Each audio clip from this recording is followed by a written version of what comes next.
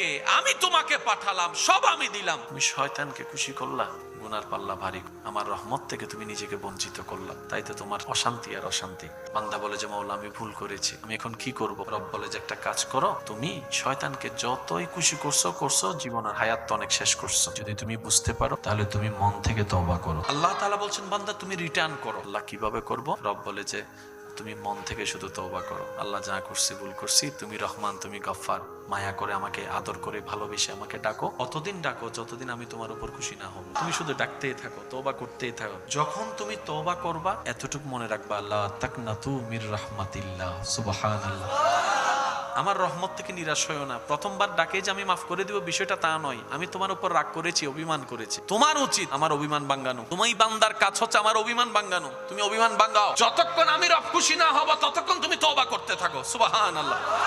ফাকুল তুস্তাগফিরু রাব্বাকুম, মনে রাখবা বান্দা, ইন্নাহু কানা গফফারা, তোমার রব বড় দয়াবান, বড় ক্ষমাশীল। বলেন না সুবহানাল্লাহ। আমি ক্ষমা করব, আমি তোমাকে নিরাশ করব না, কিন্তু তোমার ডাকটা আমার পছন্দ হতে হবে, তোমার বলাটা আমার পছন্দ হতে হবে, তোমার করাটা আমার পছন্দ হতে হবে, তোমার সিজদাটা আমার পছন্দ হতে হবে, তোমার সবকিছু আমার পছন্দ হতে হবে, তোমার চেহারাটা আমার পছন্দ হতে হবে, তোমার আকুতিতে আমার পছন্দ হতে হবে। তো তুমি কিভাবে করবা? যাই করবা মুখ থেকে নয়, মন থেকে করার চেষ্টা করো। সুবহানাল্লাহ। যদি বান্দা তুমি আমার থেকে ক্ষমা পেয়ে যাও তাহলে কি হবে জানো? বলছেন খাবারের জন্য চাষের দরকার, চাষটা সুন্দর হওয়ার জন্য যতই পানি দেন, বৃষ্টির পানি আলাদা, বৃষ্টির পানির মধ্যে যে কোয়ালিটি আছে সেটা আর কোথাও, আপনি যতই যেভাবে পানি দেন না কেন, বৃষ্টির পানি মানে বৃষ্টির পানি। তা আল্লাহ তাআলা বলছেন তোমরা যে বেঁচে থাকার জন্য সবচেয়ে বেশি তো খাবারের দরকার, এই খাবারের জন্য তো বৃষ্টির দরকার। তোমরা তওবা করতে থাকো, ইস্তেগফার করতে থাকো, এক কথায় আমি রবকে মানাতে চেষ্টা করো, আর আমি আল্লাহ আসমান থেকে অজর দ্বারাই বৃষ্টি, রহমতের বৃষ্টি বর্ষণ করতে থাকবো। এতটুক বলে রব শেষ করে নাই। আল্লাহ পাক বলছেন 12 নম্বর আয়াত, ওয়ায়ুমদিদকুম বিআমওয়ালিন, তুমি যত তওবা করতে থাকবা আমি আল্লাহ তোমার সম্পদের মধ্যে বরকত দান করতে থাকবো। এবার আমাদের সুখে শান্তিতে থাকার জন্য আমাদের মাথায় সেট হয়ে আসে সম্পদ লাগবে, তো সম্পদ দিবেন কে? আল্লাহ। আল্লাহ পাক বলছেন বেশি বেশি ইস্তেগফার করো, আমি সম্পদ বাড়াই দিতে থাকবো। সুবহানাল্লাহ। আর একটু জোরে বলেন না, ওয়াবানিনা, তোমাদের সন্তানের মধ্যে বরকত দিব। আল্লাহ পাক বলছেন ওয়ায়াজআল লাকুম জান্নাতি ওয়ায়াজআল লাকুম আনহারা, শুধু এতটুক দিয়ে আমি শেষ করব না, জান্নাতের মতো বিশাল নিয়ামত আমি আল্লাহ তোমাদের জন্য দান করে দেব। আল্লাহ আমাদের এত কষ্ট কেন? আমাদের এত সমস্যা কেন? আমাদের শান্তিটা অশান্তি কেন? আমাদের স্বর্ণটা ছাই কেন? আমাদের পরিবারটা আগুন হয়ে গেল কেন? আমার ভালোবাসার মানুষ আমার শত্রু হয়ে গেল কেন? আমার প্রশান্তির ঘুম হারাই গেল কেন? আল্লাহ পাক বলছেন ওয়ালাকিন্নান নাসা আনফুসাহুম ইয়াজলিমুন, বরং মানুষ নিজের উপর নিজেই জুলুম করে। আমি আল্লাহ জুলুম করি না, সে নিজের উপর নিজে জুলুম করে বিপদ ডেকে নেয়। আল্লাহ কিভাবে? রব বলে যে আমি তো শান্তি পাওয়ার একটা নিয়ম বেঁধে দিয়েছিলাম, আমার বান্দা যারা ওই নিয়মের ভিতর নিজেকে ইনভলভ করতে পারবে তাদের জন্য দুনিয়াটাও কল্যাণের হবে, আখিরাতও কল্যাণের হবে। বলেন না সুবহানাল্লাহ। যার জমিনে থেকেছি, জমিনটা আল্লাহর, আসমানটা আল্লাহ, বিশ্বাস দিয়েছেন আল্লাহ, রিজিক দিয়েছেন আল্লাহ, ইজ্জত দিয়েছেন আল্লাহ, শক্তি দিয়েছেন আল্লাহ, পরিবার দিয়েছেন আল্লাহ, মা ডাকার সুযোগটা দিয়েছেন আল্লাহ, সন্তানের চেহারা দেখার জন্য চোখ দিয়েছেন আল্লাহ, সব কিছু দিলেন রহমান, খুশি করেছি শয়তানকে, সেজন্য আমরা নিজেদের উপর নিজেরাই জুলুম করেছি। আর আপনারা জানেন যে নিজের পায়ে নিজে কুড়াল মারে তাকে কে আর কি বলবে? সেজন্য আল্লাহ তাআলা বলে আমি তোমাদের উপর জুলুম করি না, আমি তো সাদা কালো পার্থক্য করে দিয়েছি, আমি তো পজিটিভ নেগেটিভ তোমাদেরকে নবী রাহমাতুল লিল আলামিনের মাধ্যমে জানিয়ে দিয়েছি। চলাটা তোমাদের, নেওয়াটা তোমাদের, গ্রহণ করাটা তোমাদের। তোমরা তো আমার দিকে তাকাও নাই, যে আনন্দ খুঁজতে গিয়ে শয়তানকে খুশি করেছে। এইভাবে আমরা দিনের পর দিন নিজের উপর জুলুম করে নিজের পায়ে কোড়াল মেরেছি। এবার টোটাল হিসাবটা কি দাঁড়ালো? আমরা সবাই কি চাই? আমরা সবচেয়ে বেশি চাই শান্তি, প্রশান্তি, ইজ্জত, মায়া, ভালোবাসা, কেয়ারিং, যত্ন নেওয়া, খাওয়া দাওয়া, সুন্দর ঘুম, শান্তির ঘুম, ইজ্জতের জীবন। এবার যতগুলা একটা মানুষ সুখে থাকার জন্য যা দরকার সব যে চায় সব দিতে পারেন কে?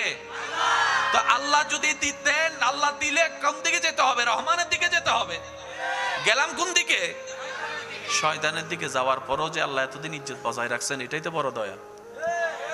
যে আল্লাহ আমাদের ইজ্জত বজায়টা রাখছে, এটাই তো বড় দয়া। এই কথা বলার মূল কারণটা হচ্ছে আমাদের জীবনের 95% সময় হয়তো আমরা ব্যয় করে ফেলেছি অন্যের দোষ খুঁজতে খুঁজতে। অন্য কি করছে, অন্যের ঘরে কি হয়েছে, অন্যের পরিবারে কি হয়েছে করতে করতে করতে করতে 24 ঘন্টায় দেখেন বেশিরভাগ সময় ফোনে হোক, ফেসবুকে হোক, বিভিন্ন বৈঠকে হোক, অন্যকে নিয়েই আমরা আলোচনা করি।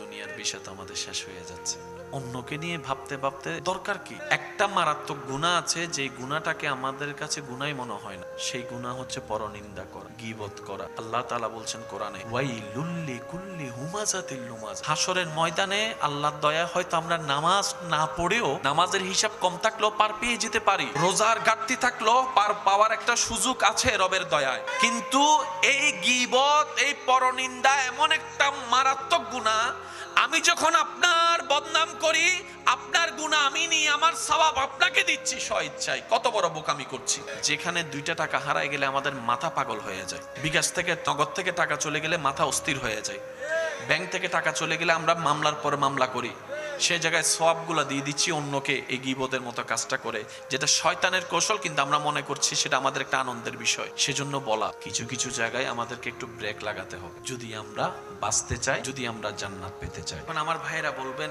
আমার বোনেরা হয়তো বলবেন যে ভাইয়া চেষ্টা করি, গীবত করা যে মারাত্মক গুনাহ বুঝি, কিন্তু পারি না। ভাই আপনি চাইলেই পারবেন। গীবত হয় কখন, আসামি হবে কখন? যখন আপনি কথাটা জবানে আনেন। আর এই জবান যতক্ষণ আপনি না চাইবেন খুলবেই না। মন যত চিল্লাক, মনে চিল্লাচ্ছে বল, আপনি যদি বলেন যে জিহ্বাটাকে দাঁতে কামড় দিয়ে দুনিয়া উল্টে যাক, আমি মুখ খুলবো না, দেখি তুই শয়তানে কেমনে বলাস। 2টা মিনিট আপনি চুপ করে থাকেন, দেখি শয়তানে কেমনে বলা, আমি একটু দেখি। আপনি যখন শয়তানের ইচ্ছাটাকে রাইট চিহ্ন দেন, তখনই সে লাইভ উঠে যায়, মাথায় উঠে যায়। আল্লাহ তাআলা প্রত্যেকটা বান্দাকে সেই ক্যাপাসিটি দিয়েছে, শয়তান ভিতরে জ্বালাতে পারবে, আপনাকে হাত ধরে মসজিদ থেকে বের করতে সে পারবে না। শয়তান ভিতরে জ্বালাতে পারে, আপনার অজুর মধ্যে ভুল সন্দেহ ঢুকাই দিতে পারে, কিন্তু আপনার অজু করা থেকে সে কখনো আপনাকে বাধা দিতে পারবে না। আপনি বলতে চাইলে জবান বলবে, আপনি বলতে না চাইলে জবান বলবে না। রব বলে যে শয়তান যা বলার বলুক, তুই শুধু ধৈর্যের অস্ত্র দিয়ে শয়তানকে পরাজিত কর। আমি রবের উপর তাওয়াক্কুল রেখে বলেন না সুবহানাল্লাহ। একদিন কষ্টকর হবে, এক সপ্তাহ কষ্টকর হবে, 1 মাস করে দেখেন না, দেখবেন ইজি হয়ে যাবে। রমজানের রোজা প্রথম দিন কেমন লাগে? একটু তো আনইজি লাগে। দ্বিতীয় দিন যখন যায়, তৃতীয় দিন যখন যায়, চতুর্থ দিন যখন যায়, পঞ্চম দিন থেকে ক্ষুধার কথা মনেও থাকে না, খাবার কথা মনেও থাকে না, আপনার তৃষ্ণার কথা মনেও থাকে না, এমন ভাবে অভ্যস্ত হয়ে যায়। আল্লাহর কি রহমত দেখেন, যে প্রিয় খাবারটা সবসময় খেতে হয়, 11 মাস খাই আমরা, রমজান মাস চলে আসলে 5, 6টা, 7টা রোজা রাখার পরে ঈদের দিন সেমাই খাইতে পর্যন্ত অনেকের আনইজি লাগা শুরু হয়ে যায়। সুবহানাল্লাহ। আপনার ভিতর সে ক্যাপাসিটি আছে, শুধু আপনাকে বলবেন যে আমি করব। তা আমার অনুরোধ হচ্ছে 10টা কাজ একসাথে নামবেন না, আগে একটা কাজে নামেন, সেটা হচ্ছে গীবত।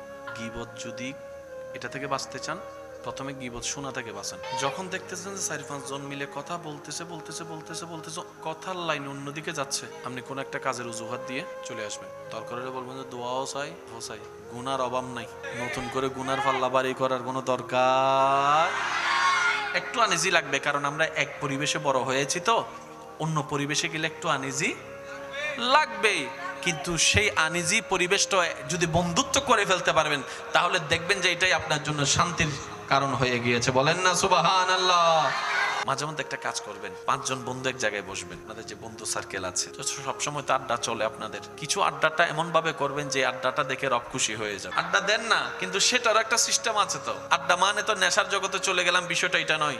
আড্ডা দেওয়ার মানে তো অন্য মেয়ের নিয়ে কথা বলা, এটা তো আড্ডা নয়। 5 জন বন্ধু এক জায়গায় বসে আপনারা একটা বলবেন যে চল আজকে একটা খেলা খেলি। কি খেলা? তোরা 4 জনে আমার 4টা দোষ বলবি, আজকে আমি রাগ করবো না, আজকে আমি শিখবো। কারণ নিজের দোষ নিজের চোখে পড়ে না, অন্যের চোখে পড়ে। তাহলে আজকে আমি তোদের চোখে আমি নিজেকে একটু দেখবো, কারণ বাহিরের মানুষ আমার দোষ ধরলে আমার ইজ্জতে লাগবে, আমার বন্ধু যদি আমার দোষ ধরে সেটা আমার ইজ্জতে লাগবে না। আমি নিজের শুধরানোর রাস্তাটা নিজেই খুঁজে বের করতে পারবো। বলেন না সুবহানাল্লাহ।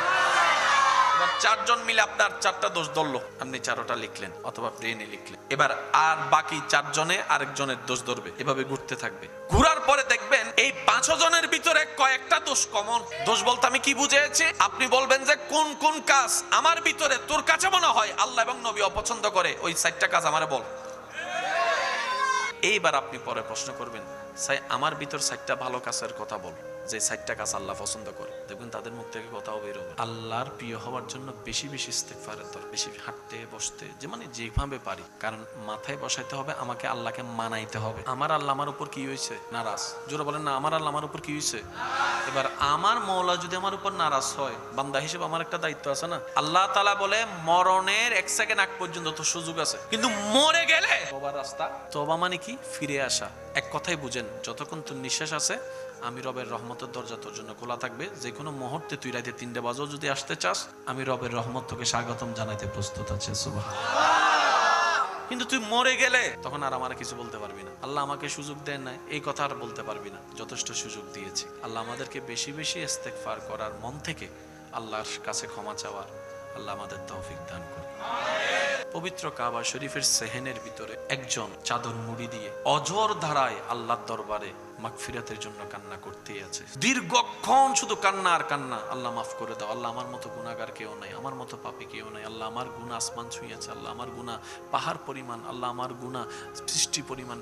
বলতেই আছে আর বলছে আল্লাহ মাফ করে দাও, মাফ করে দাও, মাফ করে দাও। ওনার এই কান্নার আওয়াজ, ওনার এই আকুতির আওয়াজ, ওনার এই ভিক্ষা চাওয়ার আওয়াজ আশেপাশে মানুষ যারা ছিল সবাইকে কান্না করতে বাধ্য করেছে। এভাবে গির গির করে কান্না করছে।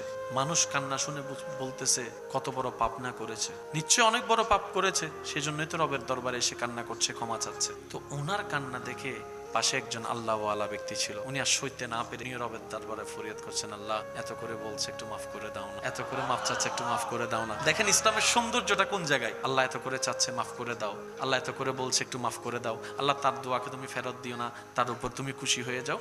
দোয়া করতে আছে। দোয়া শেষ করে ওনার মনে একটা প্রশ্ন, আল্লাহর কাছে এত সুন্দর করে মাপ চাচ্ছে, মানুষটার চেহারাটাও তো একটু দেখা দরকার। কারণ এতক্ষণ ধরে আল্লাহকে মানানোর চেষ্টা করতেছে, এটা কে একটু দেখি না। নিশ্চয়ই অনেক বড় একজন মানুষ তো হবে, অনেক পাপী একজন মানুষ হবে, যার পাপের কোনো সীমা। তো ওনার মনের সে কিউরিসিটি নিয়ে বললেন, ভাই আপনার দোয়াটা আমার পছন্দ হয়েছে, আপনার ভিক্ষা করাটা আমার পছন্দ হয়েছে, আপনার তওবা করাটা পছন্দ হয়েছে, আপনার কান্না করাটা আমার পছন্দ হয়েছে, আপনার মতো তো আমিও পারিনি। কি পাপ করছেন আমাকে একটু বলেন, আপনার চেহারাটা একটু দেখি। তো চেহারাটা যখন দেখতে চেয়েছেন, উনি যখন চাদরটা তুলেছেন, ওনার চেহারা দেখে ওই আল্লাহর ওলি বেহুশ হয়ে পড়ে গেছে। জগৎ অবাক, কিরে আপনি বেহুশ হলেন কেন? যখন হোশ আসলেন, হোশ আসার পরে জিজ্ঞেস করে আপনি বেহুশ হলেন কেন চেহারা দেখে? বলে যে যার চেহারা দেখেছি, যার পক্ষ হয়ে আমি রবের কাছে ক্ষমা চাচ্ছি, যিনি এত অজর দ্বারা রবের কাছে ক্ষমা চাচ্ছে, আরে যার চেহারা দেখে আমি বেহুশ হয়েছি, আরে চিনো উনি কে? উনি ইমাম হুসাইনের আওলাদ, ইমাম জয়নুল আবেদিন। হুসাইনের আওলাদ, নবীজির আওলাদ জয়নুল আবেদিন রাদিয়াল্লাহু তাআলা আল্লাহর কাছে কত।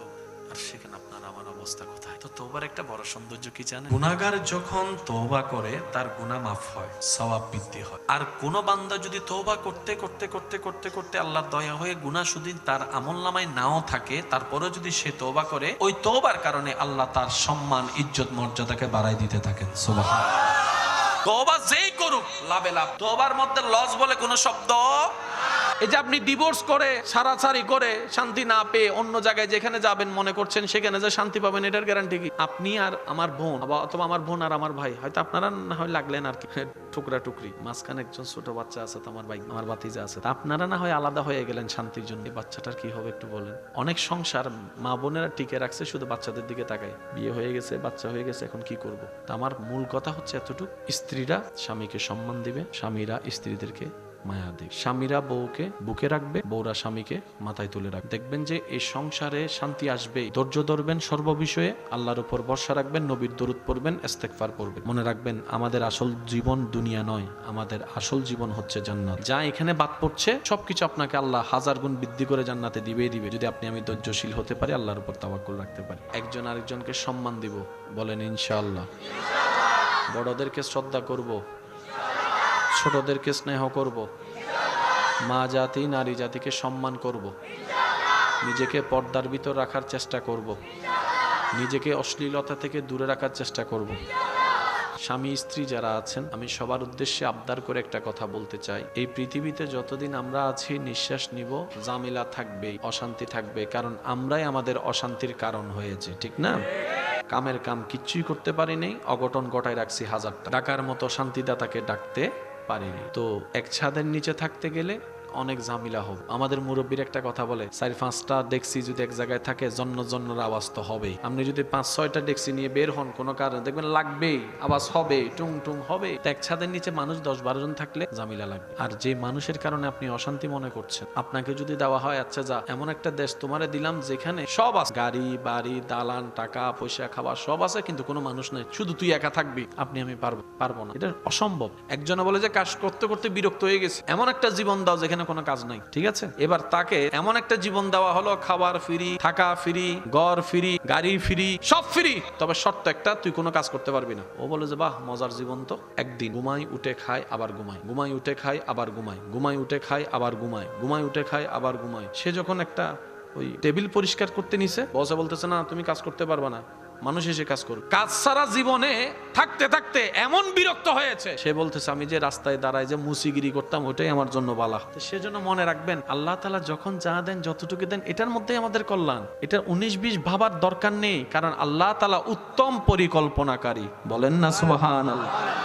পুরুষ মানুষের জীবন, নারীদের জীবন, সবাই কিন্তু মানুষ, সবাই আল্লাহর বান্দা। পুরুষ স্বামীর ক্যারেক্টার করে, মেয়েরা স্ত্রীর ক্যারেক্টার করে। এবার আপনি যদি বউ বাদ দেন, তাহলে স্বামী চলে যাচ্ছে, স্বামী বাদ দেন, বউ নামটাই চলে যাচ্ছে। তো স্বামী হওয়ার জন্য বউয়ের দরকার, বউ হওয়ার জন্য স্বামীর দরকার, দুইজনে মিলেই তো সংসার। স্বামী বাহির থেকে আনবে, বউ ঘরের মধ্যে রান্না করবে। একটা কত সুন্দর একটা বন্ডিং আছে না? কিন্তু আমাদের মনে রাখতে হবে, স্বামীও মানুষ, বউ মানুষ। স্বামীরা নিজের সর্বোচ্চ চেষ্টা করে পরিবারকে দেওয়ার জন্য, 2টা টাকা বেশি পাওয়ার জন্য ওভার ডিউটি পর্যন্ত করে। তো ওই স্বামীকে কখনো টাকা পয়সা না থাকলে চিল্লাপাল্লা কইরেন না, অকর্মক শব্দ, এমন শব্দ ব্যবহার করেন না যেটা ওনার প্রেস্টিজে আঘাত লাগে। পুরুষ মানুষ আত্মসম্মান সইতে পারে না, আত্মসম্মান আঘাত লাগলে সইতে পারে না। গাইরেও তো একটা শব্দ আছে। আল্লাহ দেখেন মেয়েদেরকে এমন ধৈর্যশীল বানিয়েছেন। আমাদের মা দাদি নানিরা যদি ধৈর্যশীল না হতো, আজকে আমাদের দাদার বাড়ি নানার বাড়ি পরিবার বলতে শব্দও থাকতো না। আল্লাহ ওনাদেরকে সে ক্যাপাসিটি দিয়েছেন, যেখানে আপনি আমি একটা সুইয়ের ব্যথা সইতে পারি না, সেখানে আমাদের মা আমাদেরকে দুনিয়ার আলো দেখাতে হাড্ডি ভাঙার ব্যথার মতো মারাত্মক ব্যথা,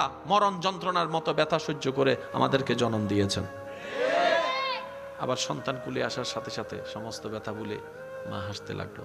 এটা নারীদের দ্বারা সম্ভব, এটা পুরুষ পারবে না। পুরুষের দ্বারা যা সম্ভব নারীরা পারবে না। আল্লাহ তাআলা এক একজনকে এক এক জায়গায় শ্রেষ্ঠ বানিয়ে দিয়েছেন, কিন্তু এতটুকু মনে রাখতে হবে, পুরুষের জন্য নারীর দরকার, নারীর জন্য পুরুষের দরকার, স্বামীর জন্য স্ত্রীর দরকার, স্ত্রীর জন্য স্বামীর দরকার। যে ঘরে মা মারা যায়, দেখবেন পুরা ঘর ভিতর থেকে তছনছ। আবার যে ঘরে দেখবেন যে স্বামী মারা যায়, যেই বউটাকে কেউ আঙ্গুল তুলে কথা বলতে পারে না, স্বামী না থাকার কারণে সবাই দেখবেন যে তার দিকে আঙ্গুল তুলে কথা বলে। এই সমাজের সম্মানের জন্য স্বামীর দরকার আছে, ভিতরে একটা শান্তির জন্য, সুশৃঙ্খল পরিবেশের জন্য মায়ের দরকার আছে, বউয়ের দরকার আছে। আল্লাহ যেহেতু দিয়েছেন, বুঝে শুনে দিয়েছেন। তো স্বামীদের কাজ কি? বউদেরকে স্নেহ করা, মায়া করা, মমতা করা, বুকের মধ্যে স্থান দেওয়া। আর স্ত্রীদের কাজ হচ্ছে স্বামীদেরকে শ্রদ্ধা দেওয়া, সম্মান দেওয়া, ভালোবাসা মাথার উপর তুলে রাখা। আমার স্বামী যা বলে তা, হ্যাঁ বললে হ্যাঁ, না বললে না। আমার স্বামী দিন বললে দিন, রাত বললে রাত। আমার জামাই যেমনে বলে তেমনে সংসার চলবে। বউদের কথা থাকবে এটা। আর স্বামীরা এসে জিজ্ঞেস করবে বউদেরকে মাঝে মধ্যে, কি করলে তুমি খুশি হবা? বউ স্বামীকে সম্মান দিবে, স্বামী বউকে স্নেহ করে সম্মান দিবে। বউয়ে বলতেছে কি, আপনার যা ইচ্ছা তা কবে, আপনার যেটাতে খুশি আমি সেটাতে খুশি। এটা হচ্ছে বউয়ের কথা। তাহলে বউ সমস্ত পাওয়ার দিয়ে দিল কাকে? স্বামীকে। এবার স্বামীর উচিত, ও বউ দেওয়ালে কোন রং দিলে তোমার ভালো লাগবে বলো না। এটা হচ্ছে ইসলামের বন্দি। তুই যা ইকে যা, এটা শান্তি কেউ পাই নাই, পাবে। আল্লাহ তাআলা এই পৃথিবীতে রহমত করার জন্য প্রস্তুত। আর আল্লাহর রহমত ছাড়া শান্তি সুখ কখনো আসে। এই পৃথিবীতে আল্লাহ তখনই গজব নাজিল করেছেন যখনই আমরা কয়েকটা কাজকে উচ্ছৃঙ্খলা করেছি। মনে রাখবেন ভাইয়েরা, আল্লাহর পক্ষ থেকে আযাব আসার জন্য যতগুলা অন্যতম কারণ, তার মধ্যে একটা অন্যতম কারণ হচ্ছে বান্দার নাশুকরিয়ত। বান্দা যখন নাশুকর হয়ে যায়, আল্লাহর আযাব আসে। বান্দা যখন উচ্ছৃঙ্খল হয়ে যায়, আল্লাহর আযাব আসে। বান্দা যখন অশ্লীল হয়ে যায়, আল্লাহর আযাব আসে। বান্দা যখন জুলুমকারী হয়, আল্লাহর আযাব আসে। বান্দা যখন অন্যায়কারী হয়, আল্লাহর আযাব আসে। বান্দা যখন হিংসুক হয়, বান্দা যখন অহংকারী হয়, আল্লাহর পক্ষ থেকে রহমত আস্তে আস্তে উঠে যায়। আর যখনই রহমত উঠে শান্তিটা অশান্তি হয়ে যায়। এই কথা নিয়ে কোনো সুস্থ মানুষের দ্বিমত নেই, কারণ তারা নিজেরাও ভালো করে জানে শান্তিতে থাকার জন্য আল্লাহর রহমতের দরকার। সুবহানাল্লাহ। আল্লাহর রহমত ছাড়া শান্তিতে থাকা যায় না। শুকরিয়া করলে কি আল্লাহর পক্ষ থেকে শান্তি আসবে না গজব? আমরা চাই কি? শান্তি। তার মানে আমাদেরকে না শুকরিয়া থেকে কনভার্ট হয়ে শুকরিয়ার আদায়কারীর দলে যোগ দিতেই হবে। বলেন সুবহানাল্লাহ। এছাড়া দ্বিতীয় কোনো উপায়? জোরে বলেন, এছাড়া দ্বিতীয় কোনো উপায়? আল্লাহ যখন জুলুম করে, কোন বান্দা যখন জুলুম করে, আল্লাহ তখন শান্তি দিবে নাকি আযাব দিবে? আমি যদি শান্তি চাই, আমাকে জুলুম থেকে বের হয়ে আসতে হবে। এবার আপনি যদি শুকরিয়ার দলে যোগ দেন, আপনি যদি জুলুমটাকে বাদ দেন, আপনি যদি অত্যাচারকে বাদ দেন, আপনি যদি হিংসা করাকে বাদ দেন, আপনি যদি অহংকার করাকে বাদ দেন, আপনি যদি অন্যের ক্ষতি করাকে বাদ দেন, আপনি যদি অন্যের অকল্যাণ চাওয়াকে বাদ দেন, আপনি যদি অশান্তি করাটাকে বাদ দেন, আপনি যদি অত্যাচার করাটাকে বাদ দেন, আপনার ভিতর থেকে একটা প্রশান্তি অনুভব এমনিতেই শুরু হয়ে যাবে। বলেন না সুবহানাল্লাহ। একটা জান্নাত, একটা জাহান্নাম, কোনটা চাচ্ছি আমরা? জান্নাত এবং জাহান্নাম কি এতটুকু বুঝি, নরমাল। শয়তান যদি খুশি হয় আমার উপর, আমি জাহান্নাম। রহমান যদি খুশি হয় আমার উপর, আমি জান্নাত। আল্লাহ খুশি, জান্নাত। শয়তান খুশি, জাহান্নাম। এবার আমি কয়জন? জায়গা কয়টা? চুজ করতে হবে আমাকে। যদি জান্নাত চাই, রহমানকে খুশি করতে হবে, আর যদি জাহান্নামে যেতে চাই, শয়তানকে খুশি করতে হবে। এবার খুশি করার জন্য কিছু কাজের দরকার আছে না নাই? দিনে আছে যেখানে, রাতও যেখানে, গরম আছে, বাকি কথা বলতে হয় না, অটোমেটিক বুঝে চলে আসে। শিক্ষক বললেই ছাত্রের কথা চলে আসে, ডাক্তার বললেই রোগীর কথা চলে আসে। শান্তি আর অশান্তি। যেতে যাচ্ছি কোথায়? জান্নাতে। এখানে আছে কি? শান্তি। যাচ্ছে জাহান্নামে, ওখানে আছে কি? অশান্তি। শয়তান খুশি মানি জাহান্নাম, রহমান খুশি মানি জান্নাত। বাস। এবার আমি আমার চাওয়ার দিকে মনোযোগ দিব, আপনি আপনার চাওয়ার দিকে মনোযোগ দিবেন, তাহলে আমাদের রাস্তাটা ক্লিয়ার হয়ে যাবে। চাচ্ছি জান্নাতে, যেখানে শান্তি পাবো, তাহলে রহমানকে খুশি করতে হবে। তাহলে কাজের দরকার আছে না নাই? এবার আমি প্রশ্ন করব, আপনার একটু উত্তর দিবেন। হালাল এবং হারাম। যদি জান্নাতে যেতে চাই, তাহলে রহমানকে খুশি করতে হবে। যদি জাহান্নামে যেতে চাই, তাহলে শয়তানকে খুশি করতে হবে। কেউ কারো দিকে তাকাবো না, আমরা আজকে নিজের দিকে নিজে তাকাবো। দুইটা অপশন আছে, একটা হালাল, একটা হারাম। হারাম করলে শয়তান খুশি, হালাল করলে রহমান খুশি। এই পর্যন্ত আমরা কোনটা করেছি উত্তর দেওয়ার দরকার নাই। নিজের প্রশ্ন নিজের কাছেই করি, উত্তরটা নিজের কাছে নিয়ে রাখি। এবার আসুন আমি বলতে যাই, আপনারা শুধু একটু মিলাতে যাবেন। এটা অপশন হালাল এবং হারাম। আমি চলে গেলাম হারামের দিকে, তার মানে শয়তানকে খুশি করেছি।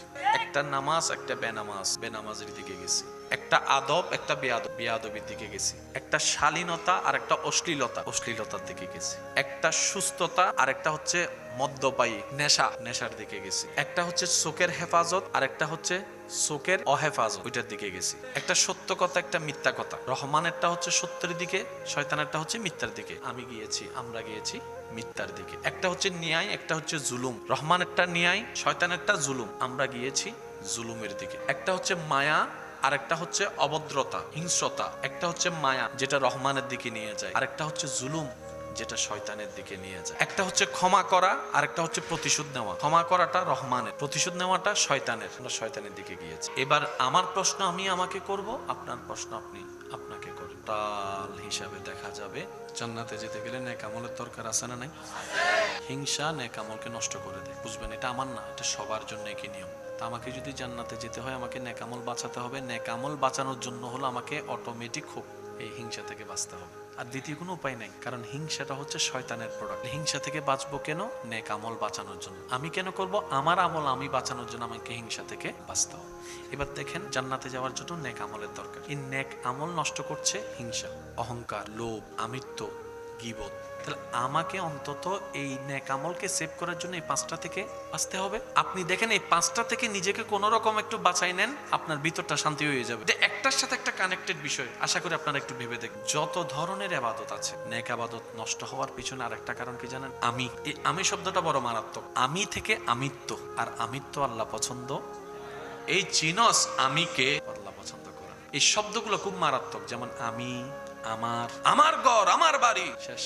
এই আমার পাওয়ার জানোস, এই আমি আমার, এই দুইটা খুব মারাত্মক শব্দ। এটা আসমানে উঠা মানুষকেও নিচে নামাই ফেলে। আর কিভাবে বলি। এই দুইটা হচ্ছে শয়তানের অন্যতম হাতিয়ার। ঘরের মধ্যেও যত অশান্তি আছে জামাই বউয়ের ভিতর, দেখবেন যে হয়তো আমি নয়তো আমার। ভালো করে খেয়াল করে দেখবেন সমস্ত সমস্যার মূলে আমি এবং আমার এই শব্দ দুইটা আছে, কোনো না কোনো ভাবে আছে। এবার আপনি দেখেন প্রত্যেকটা ইবাদতের মধ্যে আমি শব্দটা থাকে। যেমন অনেকে আল্লাহকে খুশি করার জন্য নফল রোজা রাখে, তো 3টা বাজে বন্ধুর চার দোকানে গেছে দেখা করতে, বন্ধু বলে চা খা কেন, আমি রোজা রাখছি। গোপন জিনিস, সারা রাত নফল নামাজ পড়ছে, সকালে উঠে 10টা বাজে যখন হা হা করতেছে, বন্ধু বলে কিরে ঘুমাস নাই, না সারা রাত নামাজ পড়ছি তো আমি। ওই যে গোপন যেটা কাজ, ওটাকে আমরা নষ্ট করে ফেলি এই অনিয়ন্ত্রিত জমানের কারণে। জন্য কিছু কিছু জায়গায় আমাদেরকে একটু ব্রেক লাগাতে হবে। দরুদে মুস্তাফা এমন একটা আমল যেখানে আমি শব্দটাই নাই। দরুদে মুস্তাফা এমন একটা বিশেষ আমল, এটা আল্লাহ পাকের অন্যতম বিশেষ দয়া আমাদের উপরে। এখানে আমিত্ব দেখানোর মতো আমিটা নাই, এখানে অহংকার দেখানোর মতো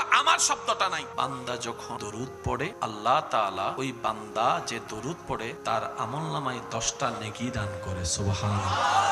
10টা গুনাহ মাফ করে দেয়। সুবহানাল্লাহ। 10টা সম্মান মর্যাদা বাড়ায় দেয়। সেজন্য ইস্তেগফার এবং দরুদ শরীফকে বন্ধু বানাতে হবে। এই আবদারটুকু রাখলাম, যাদের সুযোগ সময় হয় পালন করে দেখার চেষ্টা করবেন। তারপর জীবনে যে কি ভিতর থেকে পরিবর্তন আসে নিজের রিয়ালাইজ আপনি নিজেই করতে পারবেন। আল্লাহ আমাদের সবাইকে তৌফিক দান করুন।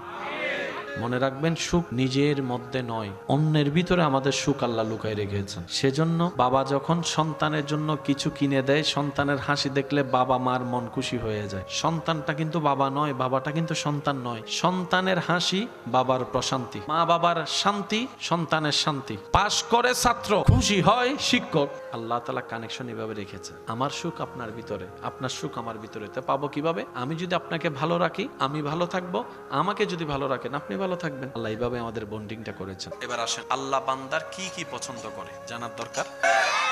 সুন্দর জীবনের জন্য আল্লাহর রহমতের দরকার আছে না নাই? আপনি দেখেন ইসলামের যতগুলা কাজ আছে সবগুলোর মধ্যে আদব আছে। আপনি যে নামাজের মধ্যে দাঁড়ান আদব, রুকুর মধ্যে আদব, সিজদার মধ্যে আদব, ইফতারের মধ্যে আদব, খাবারের মধ্যে আদব, মা বাবার সেবার মধ্যে আদব, মা বাবার সামনে দাঁড়ানোর মধ্যে আদব, মা বাবার সাথে কথা বলার যে টোন, মা কেমন আছেন, টোনটা একটু খেয়াল করুন। মা কেমন, বন্ধুর সাথে কি কিরে দোস্ত কেমন আছোস, ওই টোনটা কিন্তু মা বাবার সাথে ব্যবহার হচ্ছে না। এই যে একটা আদব, আদবেই হচ্ছে একটা মানুষের জীবনের সবচাইতে বড় অলংকার। সুবহানাল্লাহ। সেজন্য ইসলাম হচ্ছে মেইন বেস হচ্ছে আদব এবং মহাব্বত, ইহসান, এগুলো বড় জিনিস। সেজন্য এগুলো একটু মাথায় রাখার চেষ্টা করবেন। যারা সন্তানের মা বাবা আছেন, বাচ্চাদেরকে এগুলো তারবিয়ত করার চেষ্টা করবেন। আদবের ব্যাপারে কোনো কম্প্রোমাইজ করবেন না। যদি দেখেন যে ছোট বাচ্চা তার খালার সাথে এইভাবে কথা বলছে যেটা উচিত না, ছোট বাচ্চা ভুল করছে বলে বাদ দিয়েন না, কারণ আজকে যদি আপনি ছাড় দেন অভ্যাস হয়ে যাবে। যেখানে আদব এখানে কোনো কম্প্রোমাইজ করবেন না। আল্লাহর ভয়ের ব্যাপারে, নবীর প্রেমের ব্যাপারে কোনো কম্প্রোমাইজ করবেন না, ঈমানের ব্যাপারে কোনো কম্প্রোমাইজ করবেন না। আর বাকি যা ভুল হয় ভুলের জন্য মাফ আছে, কিন্তু আমাদের ভিতরে যেন ভুল করতে করতে বেয়াদবি যেন না ঢুকে সেটা আমাদেরকে মনে রাখতে হবে। আল্লাহ আমাদের সবাইকে বুঝার তৌফিক দান করুন। জমিন কার, রহমত দরকার কাদের, শান্তি দরকার কাদের, অশান্তির দরকার আমাদের, শান্তির দরকার বলেন, শান্তির দরকার, তারপরে সম্মানের দরকার, তারপরে ঘরের মধ্যে একটা প্রশান্তি পরিবেশের দরকার, বাহিরে শান্তির, ভিতরে শান্তির, সব শান্তি দিবেন কে? কখন আসবে? যখন আল্লাহর রহমতের নজর পড়বে। আল্লাহর রহমতের নজর হারালাম কিভাবে? নিজের দোষে, যার কারণে রহমতের নজর হারিয়ে ফেলেছি। ঘর অশান্তি, বাহির অশান্তি, ভিতর অশান্তি, স্বামী স্ত্রী অশান্তি, মা বাবা সন্তান অশান্তি, ব্যবসা অশান্তি, পড়ালেখা অশান্তি, শখের মোবাইলটাও অশান্তি। একটা কথা মনে রাখবেন, যদি এখানে শান্তি না থাকে কোথাও শান্তি পাবেন। আর এখানে যদি শান্তি থাকে, ঘরের উপর মাথার উপর ছাদ না থাকলেও দেখবেন যে প্রশান্তির হাসি আপনার মুখে থাকে। শান্তি দিবেন কে? কখন? যদি আমাদের উপর তিনি খুশি হয়। তা আমরা তো শয়তানকে খুশি করতে করতে ওনাকে নারাজ করে ফেলছি। তার মানে আমরা কি করছি? বেশি সওয়াব না গুনাহ? গুনাহ থেকে যদি আমরা রিটার্ন করতে চাই আমাদেরকে কি করতে হবে? বেশি বেশি তওবা করতে হবে। কি করতে হবে? আমরা যত তওবা করতে থাকবো গুনার পাল্লা হালকা হতে থাকবে, নেকির পাল্লা বাড়তে থাকবে, আল্লাহ রহমতের নজর পড়তে থাকবে। এবার ফায়দাটা কি দেখেন, সূরা নূহ আয়াত নম্বর 10 আল্লাহ তাআলা বলছেন, ফাকুল তুস্তাগফিরু রাব্বাকুম ইন্নাহু কানা গাফফারা। আরেকটা চমৎকার কথা মনে পড়ছে, এই যে স্বাধীনতা, স্বাধীনতা বলে না, স্বাধীনতা চাই, স্বাধীনতা চাই। যে স্বাধীনতা মানে নোংরামি, এই স্বাধীনতা আমাদের দরকার নেই। যে স্বাধীনতা আমাদের মা বোনকে শরীর প্রদর্শন করতে বলে, এই স্বাধীনতার দরকার। যে স্বাধীনতা মানে মদ খেয়ে মাতাল হওয়া, ওই স্বাধীনতার দরকার। যে স্বাধীনতা মানে কিশোর গ্যাং তৈরি হয়ে ছোট্ট একটা ছেলে মুরব্বীর মতো একটা দাদার বয়সী মানুষকে দাড়ি ধরে পিটাতে থাকবে, এই স্বাধীনতার দরকার নাই। মনে রাখবেন, সব স্বাধীনতা হয় না। একটু ভেবে দেখেন তো, দিন দিন ইফটিজিং এর হার কমতেছে না বাড়তেছে? র্যাবের হার কমতেছে না বাড়তেছে? নেশার হার? কিসের কারণে? বেশি পণ্ডিত হয়ে গেছি আমরা, সে কারণে। আল্লাহর বিধান, এখানে আর কোনো কথা নাই। আপনি ইসলামের বিধান না মানেন, সমস্যা নাই। আমি আপনাকে শ্রদ্ধার সাথে অনুরোধ এতটুকু করবো, আপনি যদি একজন সুস্থ মানুষ হয়, তাহলে ইসলামের যে বিধানগুলো দিয়েছেন সেগুলাকে আপনি একদম মানুষ হিসেবে ভেবে দেখেন। আপনি দেখবেন প্রত্যেকটা বিধান মানব জাতির জন্য কল্যাণ, কল্যাণ, কল্যাণ। সুবহান। ইসলাম শুধু মুসলমানের নয়, ইসলাম সবার। আমরা আল্লাহকে মানি কি মানি না, কিন্তু আল্লাহর ব্যাপারে কথা বলার সময় আমরা বলি রব্বুল আলামিন, রব্বুল মুসলিমিন নয়। যে কোনো মুসলমান বলে আমাদের রব আলামিনের রব। একজন অন্য ধর্মের ভাই জিজ্ঞেস করে, কিরে রবটা তো তোদের, তোরা না বলবি আমাদের রব, মুসলমানের রব? তখন আমার ভাই বলবে, না, আমার রবটা সবার, রব্বুল আলামিন। আমাদের নবী সবার, রাহমাতুল্লিল আলামিন। ইসলামটা সবার, ইসলাম কোরআনটা সবার। সেজন্য স্বাধীনতা মানে ওইটা নয় যেটা আমাদেরকে নিচের দিকে নিয়ে যাবে। কাদ আফলাহা মান যাক্কাহা। আল্লাহ আমাদের সবাইকে সে পবিত্র স্বাধীনতা দান করুক। যতদিন বেঁচে থাকবো ঈমান, ইজ্জত, নেক আমলের সাথে জীবন যাপন করার আল্লাহ আমাদের সবাইকে তৌফিক দান করুক। এই মাহফিলকে আগামী বছর আরো সুন্দরভাবে আয়োজন করার আল্লাহ তৌফিক দান করুক। সমস্ত কিছু যিনি বানালেন তিনি কে? আল্লাহ, সৃষ্টিকর্তা আল্লাহ। ওই আল্লাহর কিছু বিধান আছে, কিছু নিয়ম বেঁধে দিয়েছেন তিনি আমাদেরকে। এই নিয়মের ভিতরে চলা মানেই রহমত। সবকিছুর মূলে কে? এই আল্লাহ কিছু বিধান দিয়েছে। আদম নবীর বেলায় বিধান ছিল একরকম, যেটা শীষ নবীর বেলায় এসে হয়তো পরিবর্তন হয়েছে।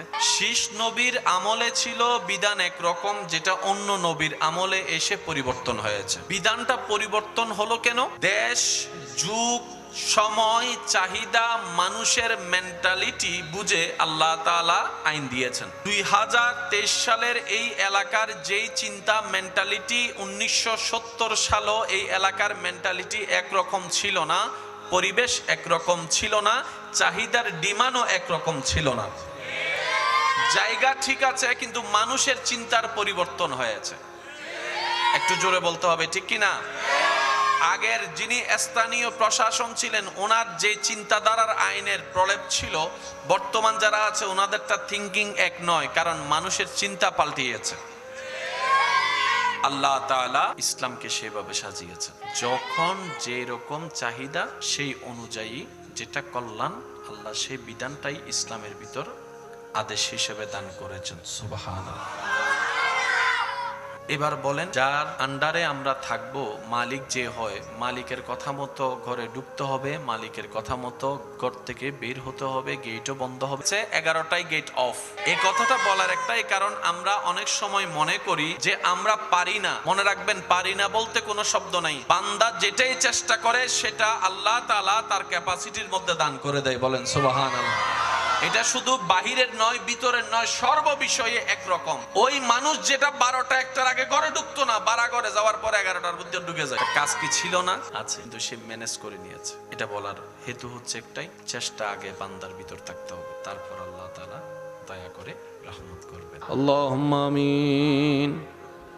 গুনাহোं की छुड़ा मेरे मौला,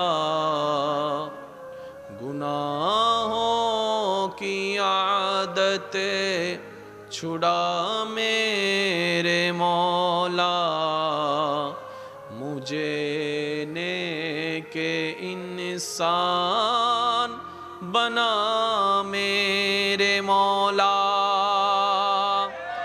अल्हम्दुलिल्लाहि रब्बिल आलमीन वस्सलातु अला नबिय्यिल करीम व आलिहि व अस्हाबिहि अजमाइन। या रहीम या रहमान या गफ्फार या सत्तार या खालिक या मालिक या जुल जलाले वल इकराम। আল্লাহ, অদম গুনাহগার তোমার সকল বান্দারা তোমার রহমতের দরবারে ভিক্ষার 2টা হাত তুলে দিয়েছে মাওলা।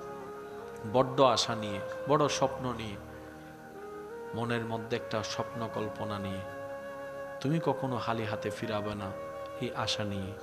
আল্লাহ, যারা হাত তুলেছেন সকলের দোয়া ফরিয়াদ কবুল করো। আল্লাহ, আজকের এই মাহফিলকে তোমার রহমতের দরবারে তুমি এমনভাবে কবুল করো যেন হাসরের ময়দানে আমাদের জন্য এটা একটা বাঁচার জরিয়া হিসেবে কবুল হয়। আল্লাহ আমাদের জীবনের সমস্ত কবিরা সগীরা গুনাহকে মাফ করে দাও। আল্লাহ মেহেরবান দয়াবান, আমাদের মা বাবার গুনাহকে মাফ করে দাও। আল্লাহ আমাদের দাদা দাদি নানা নানির গুনাহকে মাফ করে দাও। আল্লাহ জানি না কার কবরে এখন কি অবস্থা হচ্ছে। আল্লাহ আল্লাহ প্রত্যেকটি কবরবাসীকে তুমি মেহেরবানি করে আযাব থেকে মুক্তি দান করো।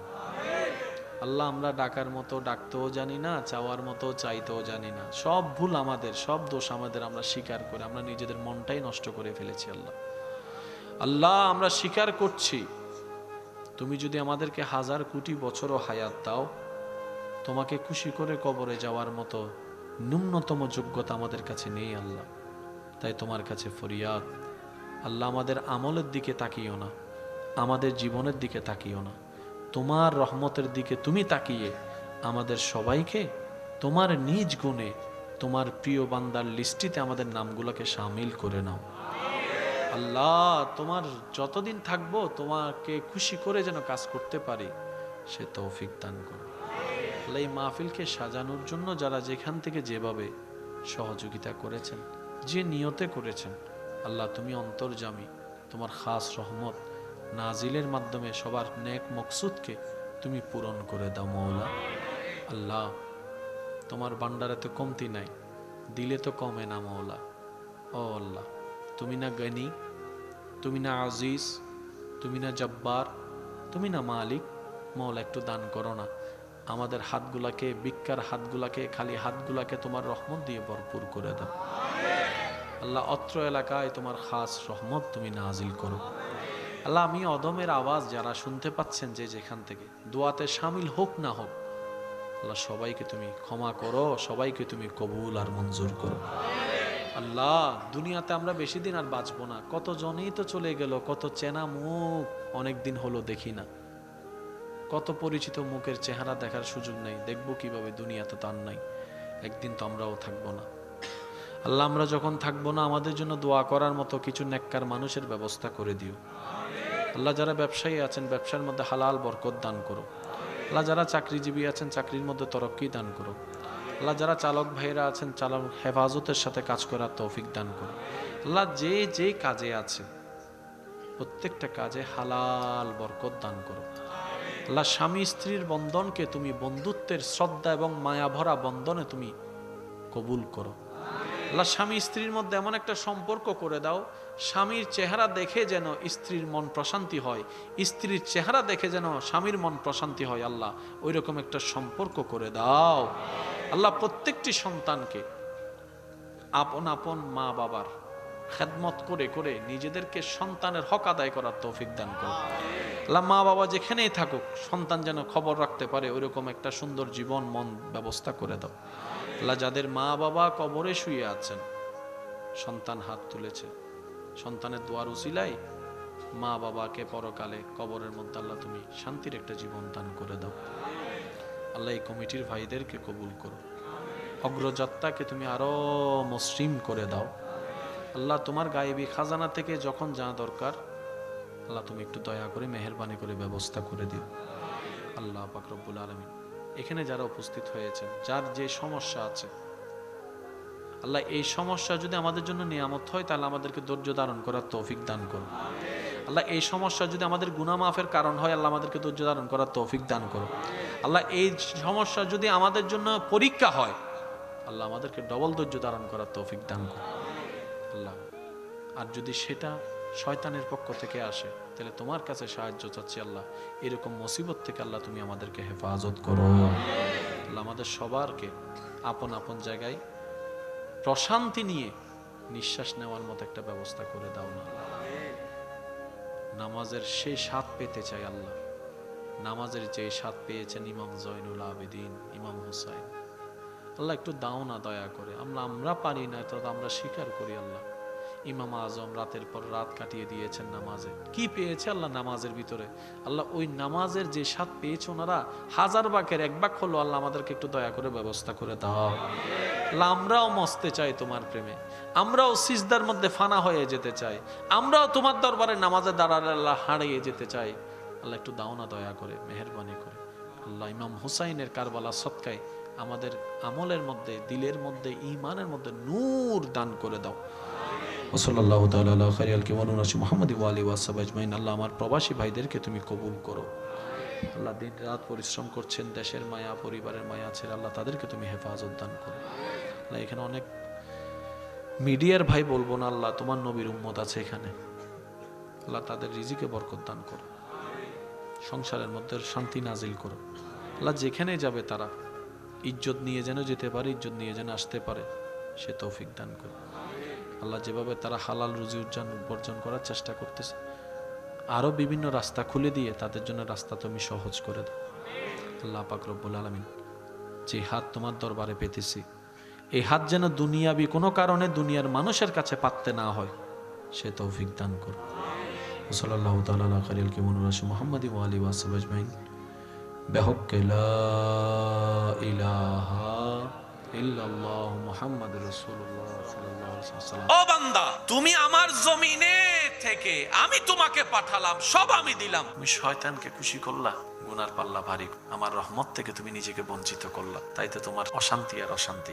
বান্দা বলে যে মাওলা আমি ভুল করেছি, আমি এখন কি করব? রব বলে যে একটা কাজ করো, তুমি শয়তানকে যতই খুশি করছো, জীবনের হায়াত তো অনেক শেষ করছো, যদি তুমি বুঝতে পারো তাহলে তুমি মন থেকে তওবা করো। আল্লাহ তাআলা বলছেন বান্দা তুমি রিটার্ন করো। আল্লাহ কিভাবে করব? রব বলে যে তুমি মন থেকে শুধু তওবা করো, আল্লাহ যা করছি ভুল করছি, তুমি রহমান, তুমি গফফার, মায়া করে আমাকে আদর করে ভালোবেসে আমাকে ডাকো, অতদিন ডাকো যতদিন আমি তোমার উপর খুশি না হব। তুমি শুধু ডাকতেই থাকো, তওবা করতেই থাকো। যখন তুমি তওবা করবা, এতটুকু মনে রাখবা, লা তাকনাতু মির রাহমাতিল্লাহ, সুবহানাল্লাহ, আমার রহমত থেকে নিরাশ হয়ো না। প্রথমবার ডাকে যে আমি মাফ করে দিব বিষয়টা তা নয়, আমি তোমার উপর রাগ করেছি, অভিমান করেছি, তোমার উচিত আমার অভিমান ভাঙানো। তুমি বান্দার কাজ হচ্ছে আমার অভিমান ভাঙানো, তুমি অভিমান ভাঙাও। যতক্ষণ আমি রব খুশি না হব ততক্ষণ তুমি তওবা করতে থাকো। সুবহানাল্লাহ। ফাকুল তুস্তাগফিরু রাব্বাকুম, মনে রাখবা বান্দা, ইন্নাহু কানা গফফারা, তোমার রব বড় দয়াবান, বড় ক্ষমাশীল। বলেন না সুবহানাল্লাহ। আমি ক্ষমা করব, আমি তোমাকে নিরাশ করব না, কিন্তু তোমার ডাকটা আমার পছন্দ হতে হবে, তোমার বলাটা আমার পছন্দ হতে হবে, তোমার করাটা আমার পছন্দ হতে হবে, তোমার সিজদাটা আমার পছন্দ হতে হবে, তোমার সবকিছু আমার পছন্দ হতে হবে, তোমার চেহারাটা আমার পছন্দ হতে হবে, তোমার আকুতিতে আমার পছন্দ হতে হবে। তো তুমি কিভাবে করবা? যাই করবা মুখ থেকে নয়, মন থেকে করার চেষ্টা করো। সুবহানাল্লাহ। যদি বান্দা তুমি আমার থেকে ক্ষমা পেয়ে যাও তাহলে কি হবে জানো? বলছেন খাবারের জন্য চাষের দরকার, চাষটা সুন্দর হওয়ার জন্য যতই পানি দেন, বৃষ্টির পানি আলাদা, বৃষ্টির পানির মধ্যে যে কোয়ালিটি আছে সেটা আর কোথাও, আপনি যতই যেভাবে পানি দেন না কেন, বৃষ্টির পানি মানে বৃষ্টির পানি। তা আল্লাহ তাআলা বলছেন তোমরা যে বেঁচে থাকার জন্য সবচেয়ে বেশি তো খাবারের দরকার, এই খাবারের জন্য তো বৃষ্টির দরকার।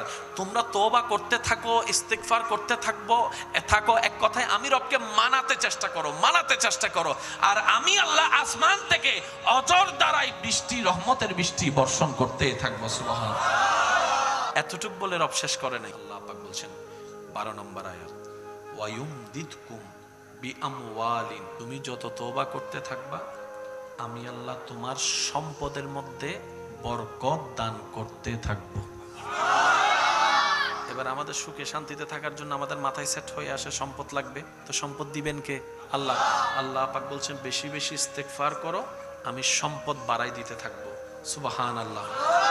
আর একটু জোরে বলেন না, ওয়াবানিনা, তোমাদের সন্তানের মধ্যে বরকত দিও। আল্লাহ পাক বলছেন ওয়ায়াজআল লাকুম জান্নাতি ওয়ায়াজআল লাকুম আনহারা, শুধু এতটুক দিয়ে আমি শেষ করব না, জান্নাতের মতো বিশাল নিয়ামত আমি আল্লাহ তোমাদের জন্য দান করে দেব। আল্লাহ আমাদের এত কষ্ট কেন? আমাদের এত সমস্যা কেন? আমাদের শান্তিটা অশান্তি কেন? আমাদের স্বর্ণটা ছাই কেন? আমাদের পরিবারটা আগুন হয়ে গেল কেন? আমার ভালোবাসার মানুষ আমার শত্রু হয়ে গেল কেন? আমার প্রশান্তির ঘুম হারাই গেল কেন? আল্লাহ পাক বলছেন ওয়ালাকিন্নান নাসা আনফুসাহুম ইয়াজলিমুন, বরং মানুষ নিজের উপর নিজেই জুলুম করে। আমি আল্লাহ জুলুম করি না, সে নিজের উপর নিজে জুলুম করে বিপদ ডেকে নেয়। আল্লাহ কিভাবে? রব বলে যে আমি তো শান্তি পাওয়ার একটা নিয়ম বেঁধে দিয়েছিলাম, আমার বান্দা যারা ওই নিয়মের ভিতর নিজেকে ইনভলভ করতে পারবে তাদের জন্য দুনিয়াটাও কল্যাণের হবে, আখিরাতও কল্যাণের হবে। বলেন না সুবহানাল্লাহ। যার জমিনে থেকেছি, জমিনটা আল্লাহর, আসমানটা আল্লাহ, বিশ্বাস দিয়েছেন আল্লাহ, রিজিক দিয়েছেন আল্লাহ, ইজ্জত দিয়েছেন আল্লাহ, শক্তি দিয়েছেন আল্লাহ, পরিবার দিয়েছেন আল্লাহ, মা ডাকার সুযোগটা দিয়েছেন আল্লাহ, সন্তানের চেহারা দেখার জন্য চোখ দিয়েছেন আল্লাহ। সব কিছু দিলেন রহমান, খুশি করেছি শয়তানকে। সেজন্য আমরা নিজেদের উপর নিজেরাই জুলুম করেছি। আর আপনারা জানেন যে নিজের পায়ে নিজে কুড়াল মারে তাকে কে আর কি বলবে। সেজন্য আল্লাহ তাআলা বলে, আমি তোমাদের উপর জুলুম করি না, আমি তো সাদা কালো পার্থক্য করে দিয়েছি, আমি তো পজিটিভ নেগেটিভ তোমাদেরকে নবী রাহমাতুল লিল আলামিনের মাধ্যমে জানিয়ে দিয়েছি। চলাটা তোমাদের, নেওয়াটা তোমাদের, গ্রহণ করাটা তোমাদের। তোমরা তো আমার দিকে তাকাও নাই, নিজের আনন্দ খুঁজতে গিয়ে শয়তানকে খুশি করেছো। এইভাবে আমরা দিনের পর দিন নিজের উপর জুলুম করে নিজের পায়ে কোড়াল মেরেছি। এবার টোটাল হিসাবটা কি দাঁড়ালো? আমরা সবাই কি চাই? আমরা সবচেয়ে বেশি চাই শান্তি, প্রশান্তি, ইজ্জত, মায়া, ভালোবাসা, কেয়ারিং, যত্ন নেওয়া, খাওয়া দাওয়া, সুন্দর ঘুম, শান্তির ঘুম, ইজ্জতের জীবন। এবার যতগুলা একটা মানুষ সুখে থাকার জন্য যা দরকার সব যে চাই, সব দিতে পারেন কে? তো আল্লাহ যদি দিতেন, আল্লাহ দিলে কোন দিকে যেতে হবে? রহমানের দিকে যেতে হবে। গেলাম কোন দিকে? শয়তানের দিকে যাওয়ার পরও যে আল্লাহ এতদিন ইজ্জত বজায় রাখছেন, এটাই তো বড় দয়া। যে আল্লাহ আমাদের ইজ্জত বজায়টা রাখছে, এটাই তো বড় দয়া। এই কথা বলার মূল কারণটা হচ্ছে, আমাদের জীবনের 95% সময় হয়তো আমরা ব্যয় করে ফেলেছি অন্যের দোষ খুঁজতে খুঁজতে। অন্য কি করছে, অন্যের ঘরে কি হয়েছে, অন্যের পরিবারে কি হয়েছে, করতে করতে করতে করতে 24 ঘন্টায় দেখেন বেশিরভাগ সময় ফোনে হোক, ফেসবুকে হোক, বিভিন্ন বৈঠকে হোক, অন্যকে নিয়েই আমরা আলোচনা করি। দুনিয়ার বিষয় তো আমাদের শেষ হয়ে যাচ্ছে, অন্যকে নিয়ে ভাবতে ভাবতে দরকার কি? একটা মারাত্মক গুনাহ আছে, যে গুনাহটাকে আমাদের কাছে গুনাহই মনে হয় না। সেই গুনাহ হচ্ছে পরনিন্দা করা, গীবত করা। আল্লাহ তাআলা বলছেন কোরআনে, ওয়াইলুল লিকুল্লি হুমাযাতিল লুমাযা। হাসরের ময়দানে আল্লাহর দয়া হয়তো আমরা নামাজ না পড়েও, নামাজের হিসাব কম থাকলেও পার পেয়ে যেতে পারি, রোজার ঘাটতি থাকলেও পার পাওয়ার একটা সুযোগ আছে রবের দয়ায়। কিন্তু এই গীবত, এই পরনিন্দা এমন একটা মারাত্মক গুনাহ, আমি যখন আপনার বদনাম করি, আপনার গুনাহ আমি নিয়ে আমার সওয়াব আপনাকে দিচ্ছি স্বইচ্ছায়। কত বড় বোকামি করছি। যেখানে 2টা টাকা হারায় গেলে আমাদের মাথা পাগল হয়ে যায়, বিকাশ থেকে, নগদ থেকে টাকা চলে গেলে মাথা অস্থির হয়ে যায়, ব্যাংক থেকে টাকা চলে গেলে আমরা মামলার পর মামলা করি, সে জায়গায় সওয়াবগুলো দিয়ে দিচ্ছি অন্যকে এই গীবতের মতো কাজটা করে, যেটা শয়তানের কৌশল, কিন্তু আমরা মনে করছি সেটা আমাদের একটা আনন্দের বিষয়। সেজন্য বলা, কিছু কিছু জায়গায় আমাদেরকে একটু ব্রেক লাগাতে হবে যদি আমরা বাঁচতে চাই, যদি আমরা জান্নাত পেতে চাই। এখন আমার ভাইরা বলবেন, আমার বোনেরাও হয়তো বলবেন যে ভাইয়া চেষ্টা করি, করা যে মারাত্মক গুনাহ বুঝি, কিন্তু পারি না। ভাই, আপনি চাইলেই পারবেন। বিপদ হয় কখন, আসামি হবে কখন? যখন আপনি কথাটা জবানে আন। আর এই জবান যতক্ষণ আপনি না চাইবেন খুলবেই না। মনে যত চিল্লাক, মনে চিল্লাচ্ছে বল। আপনি যদি বলেন যে জিহ্বাটাকে দাঁতে কামড় দিয়ে দুনিয়া উল্টে যাক, আমি মুখ খুলবো না, দেখি তুই শয়তানে কেমনে বলাস। 2টা মিনিট আপনি চুপ করে থাকেন, দেখি শয়তানে কেমনে বলা, আমি একটু দেখি। আপনি যখন শয়তানের ইচ্ছাটাকে রাইট চিহ্ন দেন, তখনই সে লাইভ উঠে যায়, মাথায় উঠে যায়। আল্লাহ তাআলা প্রত্যেকটা বান্দাকে সেই ক্যাপাসিটি দিয়েছে, শয়তান ভিতরে জ্বালাতে পারবে। আপনাকে হাত ধরে মসজিদ থেকে বের করতে সে পারবে না। শয়তান ভিতরে জ্বালাতে পারে, আপনার অজুর মধ্যে ভুল সন্দেহ ঢুকাই দিতে পারে, কিন্তু আপনার অজু করা থেকে সে কখনো আপনাকে বাধা দিতে পারবে না। আপনি বলতে চাইলে জবান বলবে, আপনি বলতে না চাইলে জবান বলবে না। রব বলে যে শয়তান যা বলার বলুক, তুই শুধু ধৈর্যের অস্ত্র দিয়ে শয়তানকে পরাজিত কর। আমি রবের উপর তাওয়াক্কুল রেখে বলেন না সুবহানাল্লাহ। একদিন কষ্টকর হবে, এক সপ্তাহ কষ্টকর হবে, 1 মাস করে দেখেন না, দেখবেন ইজি হয়ে যাবে। রমজানের রোজা প্রথম দিন কেমন লাগে? একটু তো আনইজি লাগে। দ্বিতীয় দিন যখন যায়, তৃতীয় দিন যখন যায়, চতুর্থ দিন যখন যায়, পঞ্চম দিন থেকে ক্ষুধার কথা মনেও থাকে না, খাবার কথা মনেও থাকে না, আপনার তৃষ্ণার কথা মনেও থাকে না, এমন ভাবে অভ্যস্ত হয়ে যায়। আল্লাহর কি রহমত দেখেন, যে প্রিয় খাবারটা সবসময় খেতে হয়, 11 মাস খাই আমরা, রমজান মাস চলে আসলে 5, 6টা, 7টা রোজা রাখার পরে ঈদের দিন সেমাই খাইতে পর্যন্ত অনেকের আনইজি লাগা শুরু হয়ে যায়। সুবহানাল্লাহ। আপনার ভিতর সে ক্যাপাসিটি আছে, শুধু আপনাকে বলবেন যে আমি করব। তা আমার অনুরোধ হচ্ছে 10টা কাজ একসাথে নামবেন না, আগে একটা কাজে নামেন, সেটা হচ্ছে গীবত। গীবত যদি এটা থেকে বাঁচতে চান, প্রথমে গীবত শোনা থেকে বাঁচান। যখন দেখতেছেন যে 4-5 জন মিলে কথা বলতেছে কথার লাইন অন্যদিকে যাচ্ছে, আপনি কোন একটা কাজের অজুহাত দিয়ে চলে আসবেন। দরকার হলে বলবেন যে দোয়াও চাই ও চাই, গুনার অভাব নাই, নতুন করে গুনার পাল্লা বাড়ি করার কোনো দরকার। একটু আনইজি লাগবে, কারণ আমরা এক পরিবেশে বড় হয়েছি, তো অন্য পরিবেশে গেলে একটু আনইজি লাগবেই। কিন্তু সেই আনইজি পরিবেশটা যদি বন্ধুত্ব করে ফেলতে পারবেন, তাহলে দেখবেন যে এটাই আপনার জন্য শান্তির কারণ হয়ে গিয়েছে। বলেন না সুবহানাল্লাহ। মাঝে মধ্যে একটা কাজ করবেন, 5 জন বন্ধু এক জায়গায় বসবেন, আপনাদের যে বন্ধু সার্কেল আছে, সবসময় তো আড্ডা চলে আপনাদের, কিছু আড্ডাটা এমন ভাবে করবেন যে আড্ডাটা দেখে রব খুশি হয়ে যাবে। আড্ডা দেন না, কিন্তু সেটারও একটা সিস্টেম আছে। তো আড্ডা মানে তো নেশার জগতে চলে গেলাম, বিষয়টা এটা নয়। আড্ডা দেওয়ার মানে তো অন্য মেয়ের নিয়ে কথা বলা, এটা তো আড্ডা নয়। 5 জন বন্ধু এক জায়গায় বসে আপনারা একটা বলবেন যে চল আজকে একটা খেলা খেলি। কি খেলা? তোরা 4 জনে আমার 4টা দোষ বলবি, আজকে আমি রাগ করবো না, আজকে আমি শিখবো। কারণ নিজের দোষ নিজের চোখে পড়ে না, অন্যের চোখে পড়ে। তাহলে আজকে আমি তোদের চোখে আমি নিজেকে একটু দেখবো, কারণ বাহিরের মানুষ আমার দোষ ধরলে আমার ইজ্জতে লাগবে, আমার বন্ধু যদি আমার দোষ ধরে সেটা আমার ইজ্জতে লাগবে না। আমি নিজের শুধরানোর রাস্তাটা নিজেই খুঁজে বের করতে পারবো। বলেন না সুবহানাল্লাহ। 4 জন মিলে আপনার 4টা দোষ ধরলো, আপনি 4টা লিখলেন অথবা ব্রেনে লিখলেন। এবার আর বাকি 4 জনে আরেকজনের দোষ ধরবে, এভাবে ঘুরতে থাকবে। ঘুরার পরে দেখবেন এই 5 জনের ভিতরে কয়েকটা দোষ কমন। দোষ বলতে আমি কি বুঝেছি? আপনি বলবেন যে কোন কোন কাজ আমার ভিতরে তোর কাছে মনে হয় আল্লাহ এবং নবী অপছন্দ করে, ওই 4টা কাজ আমারে বল। এইবার আপনি পরে প্রশ্ন করবেন, আমার ভিতর 4টা ভালো কাজের কথা বল, যে 4টা কাজ আল্লাহ পছন্দ করে। দেখবেন তাদের মুখ থেকে কথাও বের হবে। আল্লাহর প্রিয় হওয়ার জন্য বেশি বেশি ইস্তেগফারের দরকার, বেশি হাঁটতে বসতে, যে মানে যেভাবে পারি। কারণ মাথায় বসাইতে হবে আমাকে আল্লাহকে মানাইতে হবে। আমার আল্লাহ আমার উপর কি হয়েছে? নারাজ। জোরে বলেন না, আমার আল্লাহ আমার উপর কি হয়েছে? এবার আমার মওলা যদি আমার উপর নারাজ হয়, বান্দা হিসেবে আমার একটা দায়িত্ব আছে না। আল্লাহ তাআলা বলে মরণের 1 সেকেন্ড আগ পর্যন্ত তো সুযোগ আছে, কিন্তু মরে গেলে তওবার রাস্তা। তওবা মানে কি? ফিরে আসা। এক কথাই বুঝেন, যতক্ষণ তোর নিঃশ্বাস আছে আমি রবের রহমতের দরজা তোর জন্য খোলা থাকবে। যে কোনো মুহূর্তে তুই রাতে 3টে বাজেও যদি আসতে চাস, আমি রবের রহমত তোকে স্বাগতম জানাইতে প্রস্তুত আছে। কিন্তু তুই মরে গেলে তখন আর আমার কিছু বলতে পারবি না। আল্লাহ আমাকে সুযোগ দেন না এই কথা আর বলতে পারবি না, যথেষ্ট সুযোগ দিয়েছি। আল্লাহ আমাদেরকে বেশি বেশি ইস্তেগফার করার, মন থেকে আল্লাহর কাছে ক্ষমা চাওয়ার আল্লাহ আমাদের তৌফিক দান করে। পবিত্র কাবা শরীফের সেহেনের ভিতরে একজন চাদর মুড়ি দিয়ে অঝোর ধারায় আল্লাহর দরবারে মাগফিরাতের জন্য কান্না করতেই আছে। দীর্ঘক্ষণ শুধু কান্না আর কান্না। আল্লাহ মাফ করে দাও, আল্লাহ আমার মতো গুনাহগার কেউ নাই, আমার মতো পাপী কেউ নাই, আল্লাহ আমার গুনাহ আসমান ছুঁয়েছে, আল্লাহ আমার গুনাহ পাহাড় পরিমাণ, আল্লাহ আমার গুনাহ সৃষ্টি পরিমাণ।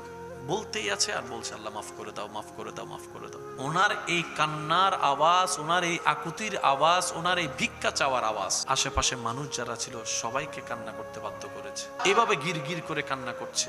মানুষ কান্না শুনে বলতেছে কত বড় পাপ না করেছে, নিশ্চয়ই অনেক বড় পাপ করেছে, সেজন্যই তো রবের দরবারে এসে কান্না করছে, ক্ষমা চাচ্ছে। তো ওনার কান্না দেখে পাশে একজন আল্লাহওয়ালা ব্যক্তি ছিল, উনি আর সইতে না পেরে রবের দরবারে ফরিয়াদ করছেন, আল্লাহ এত করে বলছে একটু মাফ করে দাও না, এত করে মাফ চাচ্ছে একটু মাফ করে দাও না। দেখেন ইসলামের সৌন্দর্যটা কোন জায়গায়। আল্লাহ এত করে চাচ্ছে মাফ করে দাও, আল্লাহ এত করে বলছে একটু মাফ করে দাও। আল্লাহ তার দোয়াকে তুমি ফেরত দিও না, তার উপর তুমি খুশি হয়ে যাও।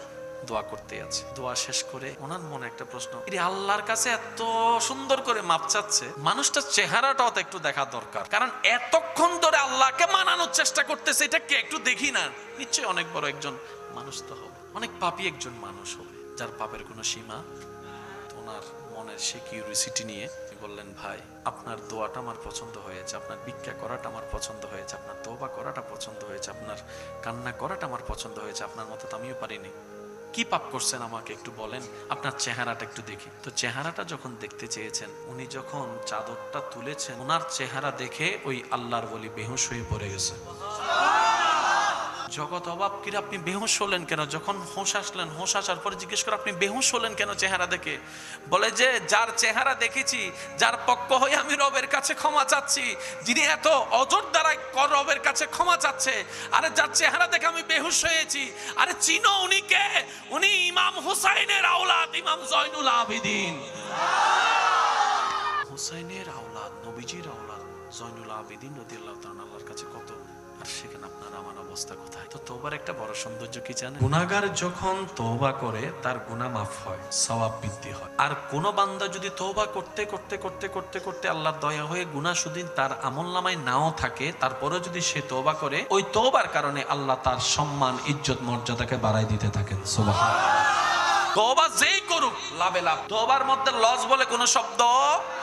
এই যে আপনি ডিভোর্স করে, ছাড়াছাড়ি করে শান্তি না পেয়ে অন্য জায়গায় যেখানে যাবেন মনে করছেন সেখানে যে শান্তি পাবেন, এটার গ্যারান্টি কি? আপনি আর আমার বোন, অথবা আমার বোন আর আমার ভাই, হয়তো আপনারা না হয় লাগলেন আর কি টুকরা টুকরি, মাঝখানে একজন ছোট বাচ্চা আছে, তো আমার ভাই, আমার ভাতিজা আছে, আপনারা না হয় আলাদা হয়ে গেলেন শান্তির জন্য, এই বাচ্চাটার কি হবে একটু বলেন? অনেক সংসার মা বোনেরা টিকে রাখছে শুধু বাচ্চাদের দিকে তাকায়, বিয়ে হয়ে গেছে, বাচ্চা হয়ে গেছে, এখন কি করব? তা আমার মূল কথা হচ্ছে এতটুকু, স্ত্রীরা স্বামীকে সম্মান দিবে, স্বামীরা স্ত্রীদেরকে মায়া দেয়, স্বামীরা বউকে বুকে রাখবে, বউরা স্বামীকে মাথায় তুলে রাখবে। দেখবেন যে এই সংসারে শান্তি আসবে। ধৈর্য ধরবেন সর্ববিষয়ে, আল্লাহর উপর ভরসা রাখবেন, নবীর দরুদ পড়বেন, ইস্তেগফার পড়বেন। মনে রাখবেন আমাদের আসল জীবন দুনিয়া নয়, আমাদের আসল জীবন হচ্ছে জান্নাত। যা এখানে বাদ পড়ছে সবকিছু আপনাকে আল্লাহ 1000 গুণ বৃদ্ধি করে জান্নাতে দিবেই দিবে, যদি আপনি আমি ধৈর্যশীল হতে পারি, আল্লাহর উপর তাওয়াক্কুল রাখতে পারি। একজন আরেকজনকে সম্মান দিব, বলেন ইনশাআল্লাহ। বড়দেরকে শ্রদ্ধা করব, ছোটদেরকে স্নেহ করব, মা জাতি নারী জাতিকে সম্মান করব, নিজেকে পর্দার ভিতর রাখার চেষ্টা করব, নিজেকে অশ্লীলতা থেকে দূরে রাখার চেষ্টা করব। স্বামী স্ত্রী যারা আছেন, আমি সবার উদ্দেশ্যে আবদার করে একটা কথা বলতে চাই, এই পৃথিবীতে যতদিন আমরা আছি নিঃশ্বাস নিব, ঝামেলা থাকবেই, অশান্তি থাকবে, কারণ আমরাই আমাদের অশান্তির কারণ হয়েছে, ঠিক না?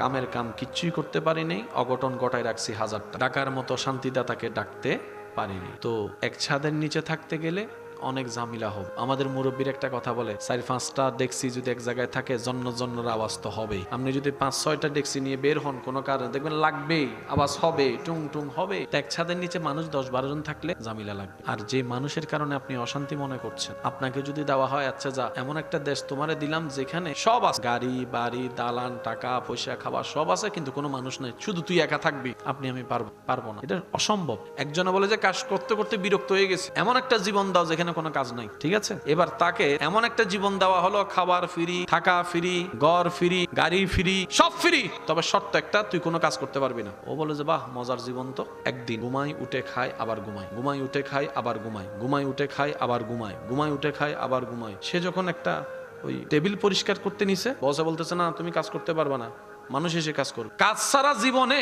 থাকতে থাকতে এমন বিরক্ত হয়েছে, সে বলতেছে আমি যে রাস্তায় দাঁড়ায় যে মুসিগিরি করতাম, ওটাই আমার জন্য বালা। সেজন্য মনে রাখবেন, আল্লাহ তাআলা যখন যা দেন, যতটুকু দেন, এটার মধ্যেই আমাদের কল্যাণ। এটা 19-20 ভাবার দরকার নেই, কারণ আল্লাহ তাআলা উত্তম পরিকল্পনাকারী। বলেন না সুবহানাল্লাহ। পুরুষ মানুষের জীবন, নারীদের জীবন, সবাই কিন্তু মানুষ, সবাই আল্লাহর বান্দা। পুরুষ স্বামীর ক্যারেক্টার করে, মেয়েরা স্ত্রীর ক্যারেক্টার করে। এবার আপনি যদি বউ বাদ দেন, তাহলে স্বামী চলে যাচ্ছে, স্বামী বাদ দেন, বউ নামটাই চলে যাচ্ছে। তো স্বামী হওয়ার জন্য বউয়ের দরকার, বউ হওয়ার জন্য স্বামীর দরকার, দুইজনে মিলেই তো সংসার। স্বামী বাহির থেকে আনবে, বউ ঘরের মধ্যে রান্না করবে, একটা কত সুন্দর একটা বন্ডিং আছে না? কিন্তু আমাদের মনে রাখতে হবে, স্বামীও মানুষ, বউ মানুষ। স্বামীরা নিজের সর্বোচ্চ চেষ্টা করে পরিবারকে দেওয়ার জন্য, 2টা টাকা বেশি পাওয়ার জন্য ওভার ডিউটি পর্যন্ত করে। তো ওই স্বামীকে কখনো টাকা পয়সা না থাকলে চিল্লাপাল্লা করেন না, অকর্মক শব্দ, এমন শব্দ ব্যবহার করেন না যেটা ওনার প্রেস্টিজে আঘাত লাগে। পুরুষ মানুষ আত্মসম্মান সইতে পারে না, আত্মসম্মান আঘাত লাগলে সইতে পারে না, গাইরেত একটা শব্দ আছে। আল্লাহ দেখেন মেয়েদেরকে এমন ধৈর্যশীল বানিয়েছেন। আমাদের মা দাদি নানিরা যদি ধৈর্যশীল না হতো, আজকে আমাদের দাদার বাড়ি নানার বাড়ি পরিবার বলতে শব্দও থাকতো না। আল্লাহ ওনাদেরকে সেই ক্যাপাসিটি দিয়েছেন, যেখানে আপনি আমি একটা সুইয়ের ব্যথা সইতে পারি না, সেখানে আমাদের মা আমাদেরকে দুনিয়ার আলো দেখাতে হাড্ডি ভাঙার ব্যথার মতো মারাত্মক ব্যথা, মরণ যন্ত্রণার মতো ব্যথা সহ্য করে আমাদেরকে জন্ম দিয়েছেন। আবার সন্তান কুলে আসার সাথে সাথে সমস্ত ব্যথা ভুলে মা হাসতে লাগলো। এটা নারীদের দ্বারা সম্ভব, এটা পুরুষ পারবে না। পুরুষের দ্বারা যা সম্ভব নারীরা পারবে না। আল্লাহ তাআলা এক একজনকে এক এক জায়গায় শ্রেষ্ঠ বানিয়ে দিয়েছেন, কিন্তু এতটুকু মনে রাখতে হবে, পুরুষের জন্য নারীর দরকার, নারীর জন্য পুরুষের দরকার, স্বামীর জন্য স্ত্রীর দরকার, স্ত্রীর জন্য স্বামীর দরকার। যে ঘরে মা মারা যায়, দেখবেন পুরা ঘর ভিতর থেকে তছনছ। আবার যে ঘরে দেখবেন যে স্বামী মারা যায়, যেই বউটাকে কেউ আঙ্গুল তুলে কথা বলতে পারে না, স্বামী না থাকার কারণে সবাই দেখবেন যে তার দিকে আঙ্গুল তুলে কথা বলে। এই সমাজের সম্মানের জন্য স্বামীর দরকার আছে, ভিতরে একটা শান্তির জন্য, সুশৃঙ্খল পরিবেশের জন্য মায়ের দরকার আছে, বউয়ের দরকার আছে। আল্লাহ যেহেতু দিয়েছেন, বুঝে শুনে দিয়েছেন, তো স্বামীদের কাজ কি? বউদেরকে স্নেহ করা, মায়া করা, মমতা করা, বুকের মধ্যে স্থান দেওয়া। আর স্ত্রীর কাজ হচ্ছে স্বামীদেরকে শ্রদ্ধা দেওয়া, সম্মান দেওয়া, ভালোবাসা মাথার উপর তুলে রাখা। আমার স্বামী যা বলে তা, হ্যাঁ বললে হ্যাঁ, না বললে না। আমার স্বামী দিন বললে দিন, রাত বললে রাত। আমার জামাই যেমনে বলে তেমনে সংসার চলবে। বউদের কথা থাকবে এটা। আর স্বামীরা এসে জিজ্ঞেস করবে বউদেরকে মাঝে মধ্যে, কি করলে তুমি খুশি হবা? বউ স্বামীকে সম্মান দিবে, স্বামী বউকে স্নেহ করে সম্মান দিবে। বউয়ে বলতেছে কি, আপনার যা ইচ্ছা তা কবে, আপনার যেটাতে খুশি আমি সেটাতে খুশি। এটা হচ্ছে বউয়ের কথা। তাহলে বউ সমস্ত পাওয়ার দিয়ে দিল কাকে? স্বামীকে। এবার স্বামীর উচিত, ও বউ দেওয়ালে কোন রং দিলে তোমার ভালো লাগবে বলো না। এটা হচ্ছে ইসলামের বন্ডি। তুই যা আইকে যা, এটাতে শান্তি কেউ পায় নাই, পাবে। আল্লাহ তাআলা এই পৃথিবীতে রহমত করার জন্য প্রস্তুত। আর আল্লাহর রহমত ছাড়া শান্তি সুখ কখনো আসে।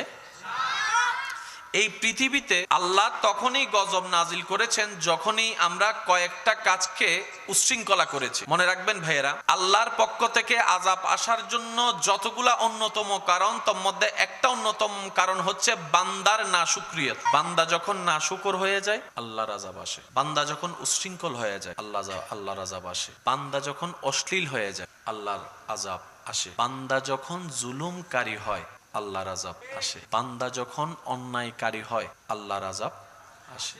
বান্দা যখন হিংসুক হয়, বান্দা যখন অহংকারী হয়, আল্লাহর পক্ষ থেকে রহমত আস্তে আস্তে উঠে যায়। আর যখনই রহমত উঠে শান্তিটা অশান্তি হয়ে যায়। এই কথা নিয়ে কোনো সুস্থ মানুষের দ্বিমত নেই, কারণ তারা নিজেরাও ভালো করে জানে শান্তিতে থাকার জন্য আল্লাহর রহমতের দরকার। সুবহানাল্লাহ। আল্লাহর রহমত ছাড়া শান্তিতে থাকা যায় না। শুকরিয়া করলে কি আল্লাহর পক্ষ থেকে শান্তি আসবে না গজব? আমরা চাই কি? শান্তি। তার মানে আমাদেরকে না শুকরিয়া থেকে কনভার্ট হয়ে শুকরিয়ার আদায়কারীর দলে যোগ দিতেই হবে। বলেন সুবহানাল্লাহ। এছাড়া দ্বিতীয় কোনো উপায়? জোরে বলেন, এছাড়া দ্বিতীয় কোনো উপায়? আল্লাহ যখন জুলুম করে, কোন বান্দা যখন জুলুম করে, আল্লাহ তখন শান্তি দিবে নাকি আযাব দিবে? আমি যদি শান্তি চাই আমাকে জুলুম থেকে বের হয়ে আসতে হবে। এবার আপনি যদি শুকরিয়ার দলে যোগ দেন, আপনি যদি জুলুমটাকে বাদ দেন, আপনি যদি হত্যাচারকে বাদ দেন, আপনি যদি হিংসা করাকে বাদ দেন, আপনি যদি অহংকার করাকে বাদ দেন, আপনি যদি অন্যের ক্ষতি করাকে বাদ দেন, আপনি যদি অন্যের অকল্যাণ চাওয়াকে বাদ দেন, আপনি যদি অশান্তি করাটাকে বাদ দেন, আপনি যদি অত্যাচার করাটাকে বাদ দেন, আপনার ভিতর থেকে একটা প্রশান্তি অনুভব এমনিতেই শুরু হয়ে যাবে। বলেন না সুবহানাল্লাহ। একটা জান্নাত, একটা জাহান্নাম, কোনটা চাচ্ছি আমরা?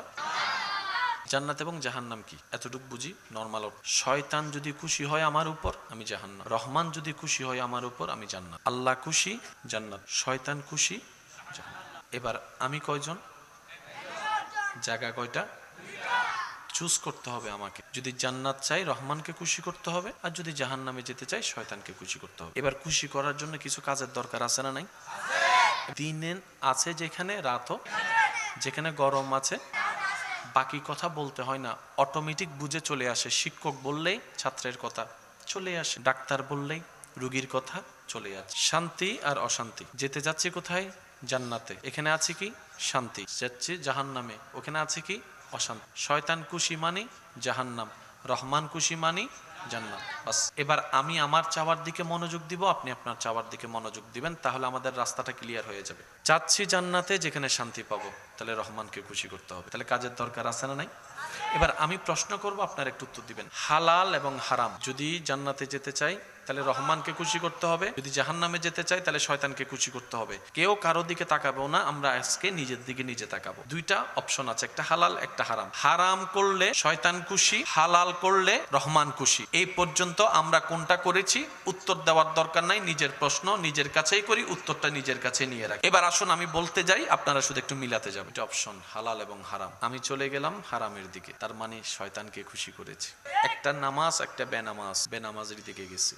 একটা আদব একটা বেয়াদবির দিকে গেছি। একটা শালীনতা আর একটা অশ্লীলতা, অশ্লীলতার দিকে গেছি। একটা সুস্থতা আর একটা হচ্ছে মদ্যপায়ী, নেশার দিকে গেছি। একটা হচ্ছে চোখের হেফাজত আর একটা হচ্ছে শোকের অহেফাজত, ওইটার দিকে গেছি। একটা সত্য কথা, একটা মিথ্যা কথা। রহমানেরটা হচ্ছে সত্যের দিকে, শয়তানেরটা হচ্ছে মিথ্যার দিকে। আমি গিয়েছি, আমরা গিয়েছি মিথ্যার দিকে। একটা হচ্ছে ন্যায়, একটা হচ্ছে জুলুম। রহমানেরটা ন্যায়, শয়তানেরটা জুলুম। আমরা গিয়েছি জুলুমের দিকে। একটা হচ্ছে মায়া, আর একটা হচ্ছে অভদ্রতা, হিংস্রতা। একটা হচ্ছে মায়া, যেটা রহমানের দিকে নিয়ে যায়, আরেকটা হচ্ছে জুলুম, যেটা শয়তানের দিকে নিয়ে যায়। একটা হচ্ছে ক্ষমা করা, আর একটা হচ্ছে প্রতিশোধ নেওয়া। ক্ষমা করাটা রহমানের, প্রতিশোধ নেওয়াটা শয়তানের। আমরা শয়তানের দিকে গিয়েছি। এবার আমার প্রশ্ন আমি আমাকে করব, আপনার প্রশ্ন আপনি আপনাকে করেন। টাল হিসাবে দেখা যাবে জান্নাতে যেতে গেলে নেক আমলের দরকার আছে না নাই? হিংসা নেক আমলকে নষ্ট করে দেয়। বুঝবেন, এটা আমার না, এটা সবার জন্য একই নিয়ম। তা আমাকে যদি জান্নাতে যেতে হয়, আমাকে নেক আমল বাঁচাতে হবে। নেক আমল বাঁচানোর জন্য হলো আমাকে অটোমেটিক খুব এই হিংসা থেকে বাঁচতে হবে। আর দ্বিতীয় কোনো উপায় নেই, কারণ হিংসাটা হচ্ছে শয়তানের প্রোডাক্ট। হিংসা থেকে বাঁচবো কেন? নেক আমল বাঁচানোর জন্য। আমি কেন করব? আমার আমল আমি বাঁচানোর জন্য আমাকে হিংসা থেকে বাঁচতে হবে।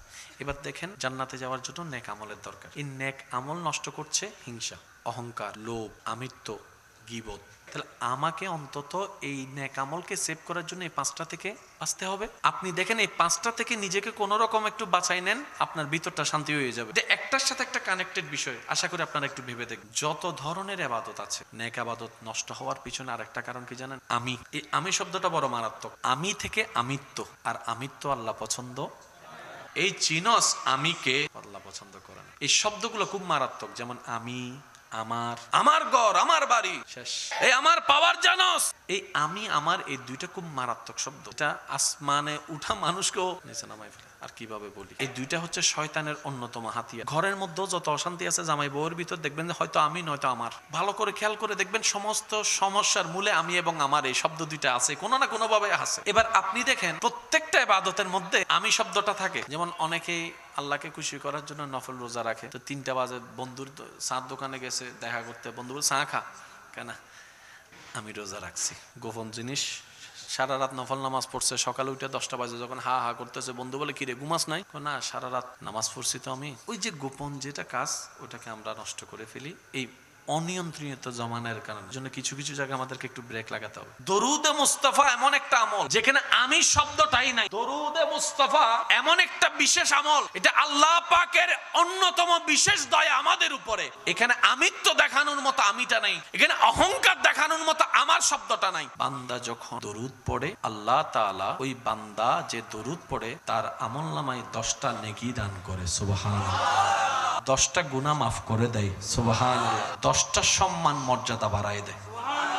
সেজন্য ইস্তেগফার এবং দরুদ শরীফকে বন্ধু বানাতে হবে। এই আবদারটুকু রাখলাম, যাদের সুযোগ সময় হয় পালন করে দেখার চেষ্টা করবেন। তারপর জীবনে যে কি ভিতর থেকে পরিবর্তন আসে, নিজের রিয়ালাইজ আপনি নিজেই করতে পারবেন। আল্লাহ আমাদের সবাইকে তৌফিক দান করুন। মনে রাখবেন, সুখ নিজের মধ্যে নয়, অন্যের ভিতরে আমাদের সুখ আল্লাহ লুকায় রেখেছেন। সেজন্য বাবা যখন সন্তানের জন্য কিছু কিনে দেয়, সন্তানের হাসি দেখলে বাবা মার মন খুশি হয়ে যায়। সন্তানটা কিন্তু বাবা নয়, বাবাটা কিন্তু সন্তান নয়। সন্তানের হাসি বাবার প্রশান্তি, মা বাবার শান্তি সন্তানের শান্তি। পাশ করে ছাত্র, খুশি হয় শিক্ষক। আল্লাহ তাআলা কানেকশন এভাবে রেখেছেন। আমার সুখ আপনার ভিতরে, আপনার সুখ আমার ভিতরে। তা পাবো কিভাবে? আমি যদি আপনাকে ভালো রাখি, আমি ভালো থাকবো। আমাকে যদি ভালো রাখেন, আপনি ভালো থাকবেন। আল্লাহ এইভাবে আমাদের বন্ডিংটা করেছেন। এবার আসেন, আল্লাহ বান্দার কি কি পছন্দ করে জানার দরকার। সুন্দর জীবনের জন্য আল্লাহর রহমতের দরকার আছে না নাই? আপনি দেখেন, ইসলামের যতগুলা কাজ আছে সবগুলোর মধ্যে আদব আছে। আপনি যেন নামাজের মধ্যে দাঁড়ান, আদব। রুকুর মধ্যে আদব, সিজদার মধ্যে আদব, ইফতারের মধ্যে আদব, খাবারের মধ্যে আদব, মা বাবার সেবার মধ্যে আদব, মা বাবার সামনে দাঁড়ানোর মধ্যে আদব, মা বাবার সাথে কথা বলার যে টোন, মা কেমন আছেন, টোনটা একটু খেয়াল করুন। মা কেমন, বন্ধুর সাথে কি বলে, কিরে দোস্ত কেমন আছোস, ওই টোনটা কিন্তু মা বাবার সাথে ব্যবহার হচ্ছে না। এই যে একটা আদব, আদবেই হচ্ছে একটা মানুষের জীবনের সবচাইতে বড় অলংকার। সুবহানাল্লাহ। সেজন্য ইসলাম হচ্ছে মেইন বেস হচ্ছে আদব এবং মহাব্বত, ইহসান, এগুলো বড় জিনিস। সেজন্য এগুলো একটু মাথায় রাখার চেষ্টা করবেন। যারা সন্তানের মা বাবা আছেন, বাচ্চাদেরকে এগুলো তারবিয়ত করার চেষ্টা করবেন। আদবের ব্যাপারে কোনো কম্প্রোমাইজ করবেন না। যদি দেখেন যে ছোট বাচ্চা তার খালার সাথে এইভাবে কথা বলছে, যেটা উচিত না, ছোট বাচ্চা ভুল করছে বলে বাদ দিয়েন না, কারণ আজকে যদি আপনি ছাড় দেন অভ্যাস হয়ে যাবে। যেখানে আদব, এখানে কোনো কম্প্রোমাইজ করবেন না। আল্লাহর ভয়ের ব্যাপারে, নবীর প্রেমের ব্যাপারে কোনো কম্প্রোমাইজ করবেন না, ঈমানের ব্যাপারে কোনো কম্প্রোমাইজ করবেন না। আর বাকি যা ভুল হয়, ভুলের জন্য মাফ আছে। না, আমাদের ভিতরে যেন ভুল করতে করতে বেয়াদবি যেন না ঢুকে, সেটা আমাদেরকে মনে রাখতে হবে। আল্লাহ আমাদের সবাইকে বুঝার তৌফিক দান করুন। জমিন কার? রহমত দরকার কাদের? শান্তি দরকার কাদের? অশান্তির দরকার আমাদের, শান্তির দরকার বলেন, শান্তির দরকার, তারপরে সম্মানের দরকার, তারপরে ঘরের মধ্যে একটা প্রশান্তি পরিবেশের দরকার, বাহিরে শান্তির, ভিতরে শান্তির, সব শান্তি দিবেন কে?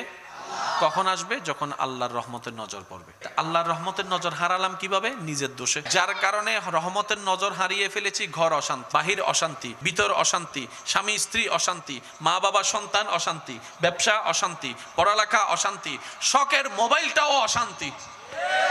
একটা কথা মনে রাখবেন, যদি এখানে শান্তি না থাকে কোথাও শান্তি পাবেন। আর এখানে যদি শান্তি থাকে, ঘরের উপর মাথার উপর ছাদ না থাকলেও দেখবেন যে প্রশান্তির হাসি আপনার মুখে থাকে। শান্তি দিবেন কে? কখন? যদি আমাদের উপর তিনি খুশি হয়। তা আমরা তো শয়তানকে খুশি করতে করতে ওনাকে নারাজ করে ফেলছি। তার মানে আমরা কি করছি? বেশি সওয়াব না গুনাহ? গুনাহ থেকে যদি আমরা রিটার্ন করতে চাই, আমাদেরকে কি করতে হবে? বেশি বেশি তওবা করতে হবে। কি করতে হবে? আমরা যত তওবা করতে থাকবো, গুনার পাল্লা হালকা হতে থাকবে, নেকির পাল্লা বাড়তে থাকবে, আল্লাহর রহমতের নজর পড়তে থাকবে। এবার ফায়দাটা কি দেখেন, সূরা নূহ আয়াত নম্বর 10 আল্লাহ তাআলা বলছেন, ফাকুল তুস্তাগফিরু রাব্বাকুম ইন্নাহু কানা গাফফারা। আরেকটা চমৎকার কথা মনে পড়ছে, এই যে স্বাধীনতা, স্বাধীনতা বলে না, স্বাধীনতা চাই, স্বাধীনতা চাই। যে স্বাধীনতা মানে নোংরামি, এই স্বাধীনতা আমাদের দরকার নেই। যে স্বাধীনতা আমাদের মা বোনকে শরীর প্রদর্শন করতে বলে, এই স্বাধীনতার দরকার। যে স্বাধীনতা মানে মদ খেয়ে মাতাল হওয়া, ওই স্বাধীনতার দরকার।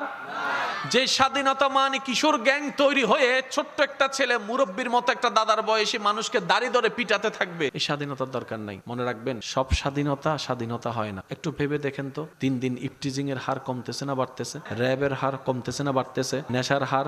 কিসের কারণে? বেশি পণ্ডিত হয়ে গেছি আমরা, সে কারণে। আল্লাহর বিধান এখানে আর কোনো কথা নাই। আপনি ইসলামের বিধান না মানেন, সমস্যা নাই। আমি আপনাকে শ্রদ্ধার সাথে অনুরোধ এতটুকু করবো, আপনি যদি একজন সুস্থ মানুষ হয়, তাহলে ইসলামের যে বিধানগুলো দিয়েছেন সেগুলাকে আপনি একদম মানুষ হিসেবে ভেবে দেখেন। আপনি দেখবেন প্রত্যেকটা বিধান মানব জাতির জন্য কল্যাণ, কল্যাণ, কল্যাণ। সুবহানাল্লাহ। ইসলাম শুধু মুসলমানের নয়, ইসলাম সবার। আমরা আল্লাহকে মানি কি মানি না? কিন্তু আল্লাহর ব্যাপারে কথা বলার সময় আমরা বলি রব্বুল আলামিন, রব্বুল মুসলিমিন নয়। যে কোনো মুসলমান বলে আমাদের রব আলামিনের রব। একজন অন্য ধর্মের ভাই জিজ্ঞেস করে, কিরে রবটা তো তোদের, তোরা না বলবি আমাদের রব, মুসলমানের রব? তখন আমার ভাই বলবে, না, আমার রবটা সবার, রব্বুল আলামিন। আমাদের নবী সবার, রাহমাতুল্লিল আলামিন। ইসলামটা সবার, ইসলাম কোরআনটা সবার। সেজন্য স্বাধীনতা মানে ওইটা নয় যেটা আমাদেরকে নিচের দিকে নিয়ে যাবে। কাদ আফলাহা মান যাক্কাহা। আল্লাহ আমাদের সবাইকে সে পবিত্র স্বাধীনতা দান করুক। যতদিন বেঁচে থাকবো ঈমান, ইজ্জত, নেক আমলের সাথে জীবন যাপন করার আল্লাহ আমাদের সবাইকে তৌফিক দান করুক। এই মাহফিলকে আগামী বছর আরো সুন্দরভাবে আয়োজন করার আল্লাহ তৌফিক দান করুক। সমস্ত কিছু যিনি বানালেন তিনি কে? আল্লাহ, সৃষ্টিকর্তা আল্লাহ। ওই আল্লাহর কিছু বিধান আছে, কিছু নিয়ম বেঁধে দিয়েছেন তিনি আমাদেরকে। এই নিয়মের ভিতরে চলা মানেই রহমত। সবকিছুর মূলে কে? এই আল্লাহ কিছু বিধান দিয়েছে। আদম নবীর বেলায় বিধান ছিল একরকম, যেটা শীষ নবীর বেলায় এসে হয়তো পরিবর্তন হয়েছে। শীষ নবীর আমলে ছিল বিধান একরকম, যেটা অন্য নবীর আমলে এসে পরিবর্তন হয়েছে। বিধানটা পরিবর্তন হলো কেন? দেশ, যুগ, সময়, চাহিদা, মানুষের মেন্টালিটি বুঝে আল্লাহ তাআলা আইন দিয়েছেন। 2023 সালের এই এলাকার যেই চিন্তা মেন্টালিটি 1970 সালও এই এলাকার মেন্টালিটি একরকম ছিল না, পরিবেশ একরকম ছিল না, চাহিদার ডিমান্ডও একরকম ছিল না। জায়গা ঠিক আছে, কিন্তু মানুষের চিন্তার পরিবর্তন হয়েছে। একটু জোরে বলতে হবে, ঠিক কি না? আগের যিনি স্থানীয় প্রশাসন ছিলেন, ওনার যে চিন্তাধারার আইনের প্রলেপ ছিল, বর্তমান যারা আছে ওনাদেরটা থিঙ্কিং এক নয়, কারণ মানুষের চিন্তা পাল্টিয়েছে। আল্লাহ তাআলা ইসলামকে সেভাবে সাজিয়েছেন, যখন যে রকম চাহিদা সেই অনুযায়ী যেটা কল্যাণ, আল্লাহ সেই বিধানটাই ইসলামের ভিতর আদেশ হিসেবে দান করেছেন। সুবহানাল্লাহ। এবার বলেন, যার আন্ডারে আমরা থাকবো, মালিক যে হয়, মালিকের কথা মতো ঘরে ঢুকতে হবে, মালিকের কথা মতো ঘর থেকে বের হতে হবে, গেটও বন্ধ হবে। 11টায় গেট অফ।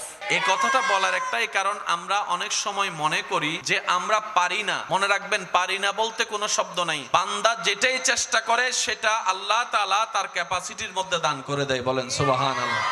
এটা শুধু বাহিরের নয়, ভিতরের নয়, সর্ব বিষয়ে একরকম। ওই মানুষ যেটা 12টা 1টার আগে ঘরে ঢুকতো না, 12 ঘরে যাওয়ার পরে 11টার মধ্যে ঢুকে যায়। কাজ কি ছিল না? আছে, কিন্তু সে ম্যানেজ করে নিয়েছে। এটা বলার হেতু হচ্ছে একটাই, চেষ্টা আগে বান্দার ভিতর থাকতে হবে, তারপর আল্লাহ তাআলা দয়া করে রহমত করবেন। আল্লাহুম্মা আমিন। गुनाहों की छुड़ा मेरे मौला, गुनाहों की आदतें छुड़ा मेरे मौला, मुझे नेके इंसान बना मेरे मौला। अल्हम्दुलिल्लाह रब्बिल आलमीन वस्सलातु अला नबिय्यिल करीम व आलिहि व अस्हाबिहि अजमाइन। या रहीम या रहमान या गफ्फार या सत्तार या खालिक या मालिक या जुल जलाले वल इकराम। আল্লাহ অদম গুনেহগার তোমার সকল বান্দারা তোমার রহমতের দরবারে ভিক্ষার দুইটা হাত তুলে দিয়েছে মাওলা। বড় আশা নিয়ে, বড় স্বপ্ন নিয়ে, মনের মধ্যে একটা স্বপ্ন কল্পনা নিয়ে, তুমি কখনো খালি হাতে ফিরাবে না এই আশা নিয়ে। আল্লাহ যারা হাত তুলেছেন সকলের দোয়া ফরিয়াদ কবুল করো। আল্লাহ আজকের এই মাহফিলকে তোমার রহমতের দরবারে তুমি এমনভাবে কবুল করো যেন হাসরের ময়দানে আমাদের জন্য এটা একটা বাঁচার জরিয়া হিসেবে কবুল হয়। আল্লাহ আমাদের জীবনের সমস্ত কবিরা সগীরা গুনাহকে মাফ করে দাও। আল্লাহ মেহেরবান দয়াবান আমাদের মা বাবার গুনাহকে মাফ করে দাও। আল্লাহ আমাদের দাদা দাদি নানা নানির গুনাহকে মাফ করে দাও। আল্লাহ জানি না কার কবরে এখন কি অবস্থা হচ্ছে। আল্লাহ আল্লাহ প্রত্যেকটি কবরবাসীকে তুমি মেহেরবানি করে আযাব থেকে মুক্তি দান করো।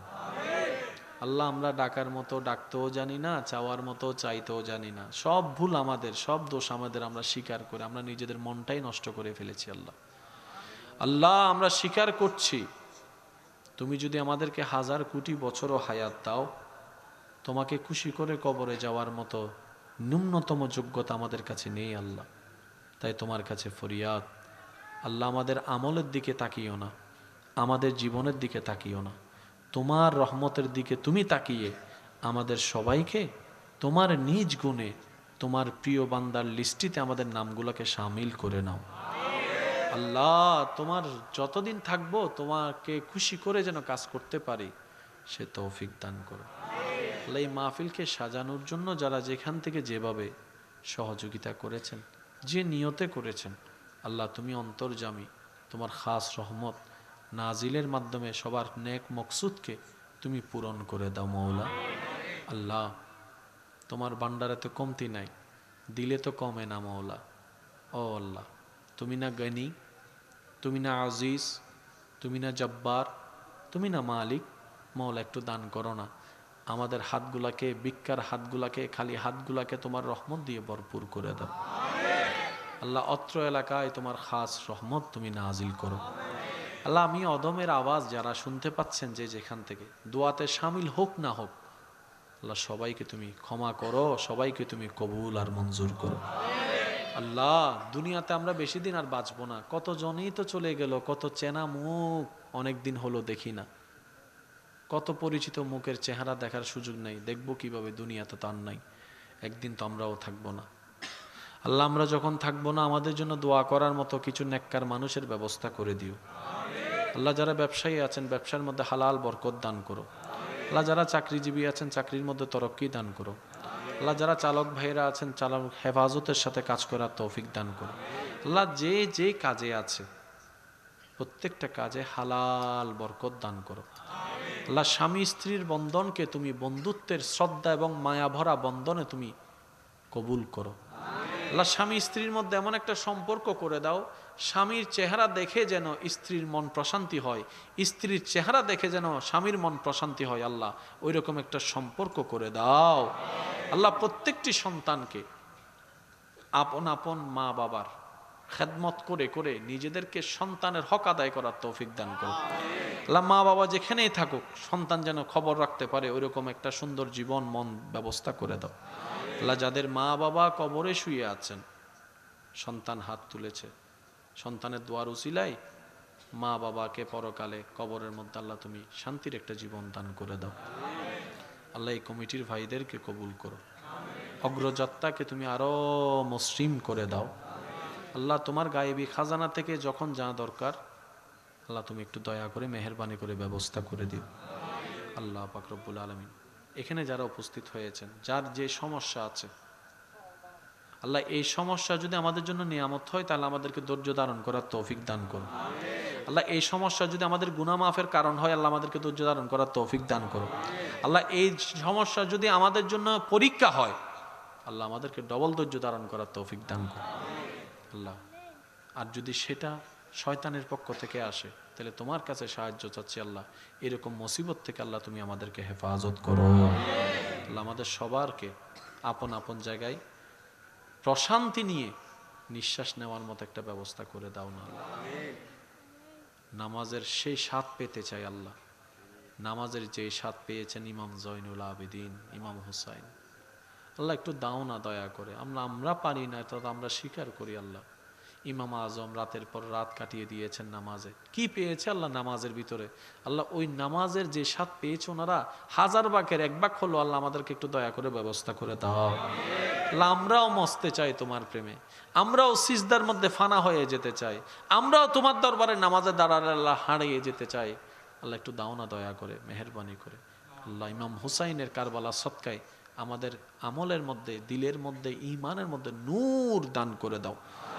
ওসল্লাল্লাহু তাআলা আলা খাইরিল কিমানুনা মুহাম্মাদি ওয়া আলিহি ওয়া সাহবিহি আজমাইন। আল্লাহ আমার প্রবাসী ভাইদেরকে তুমি কবুল করো। আল্লাহ দিন রাত পরিশ্রম করছেন, দেশের মায়া পরিবারের মায়া ছেড়ে, আল্লাহ তাদেরকে তুমি হেফাজত দান করো।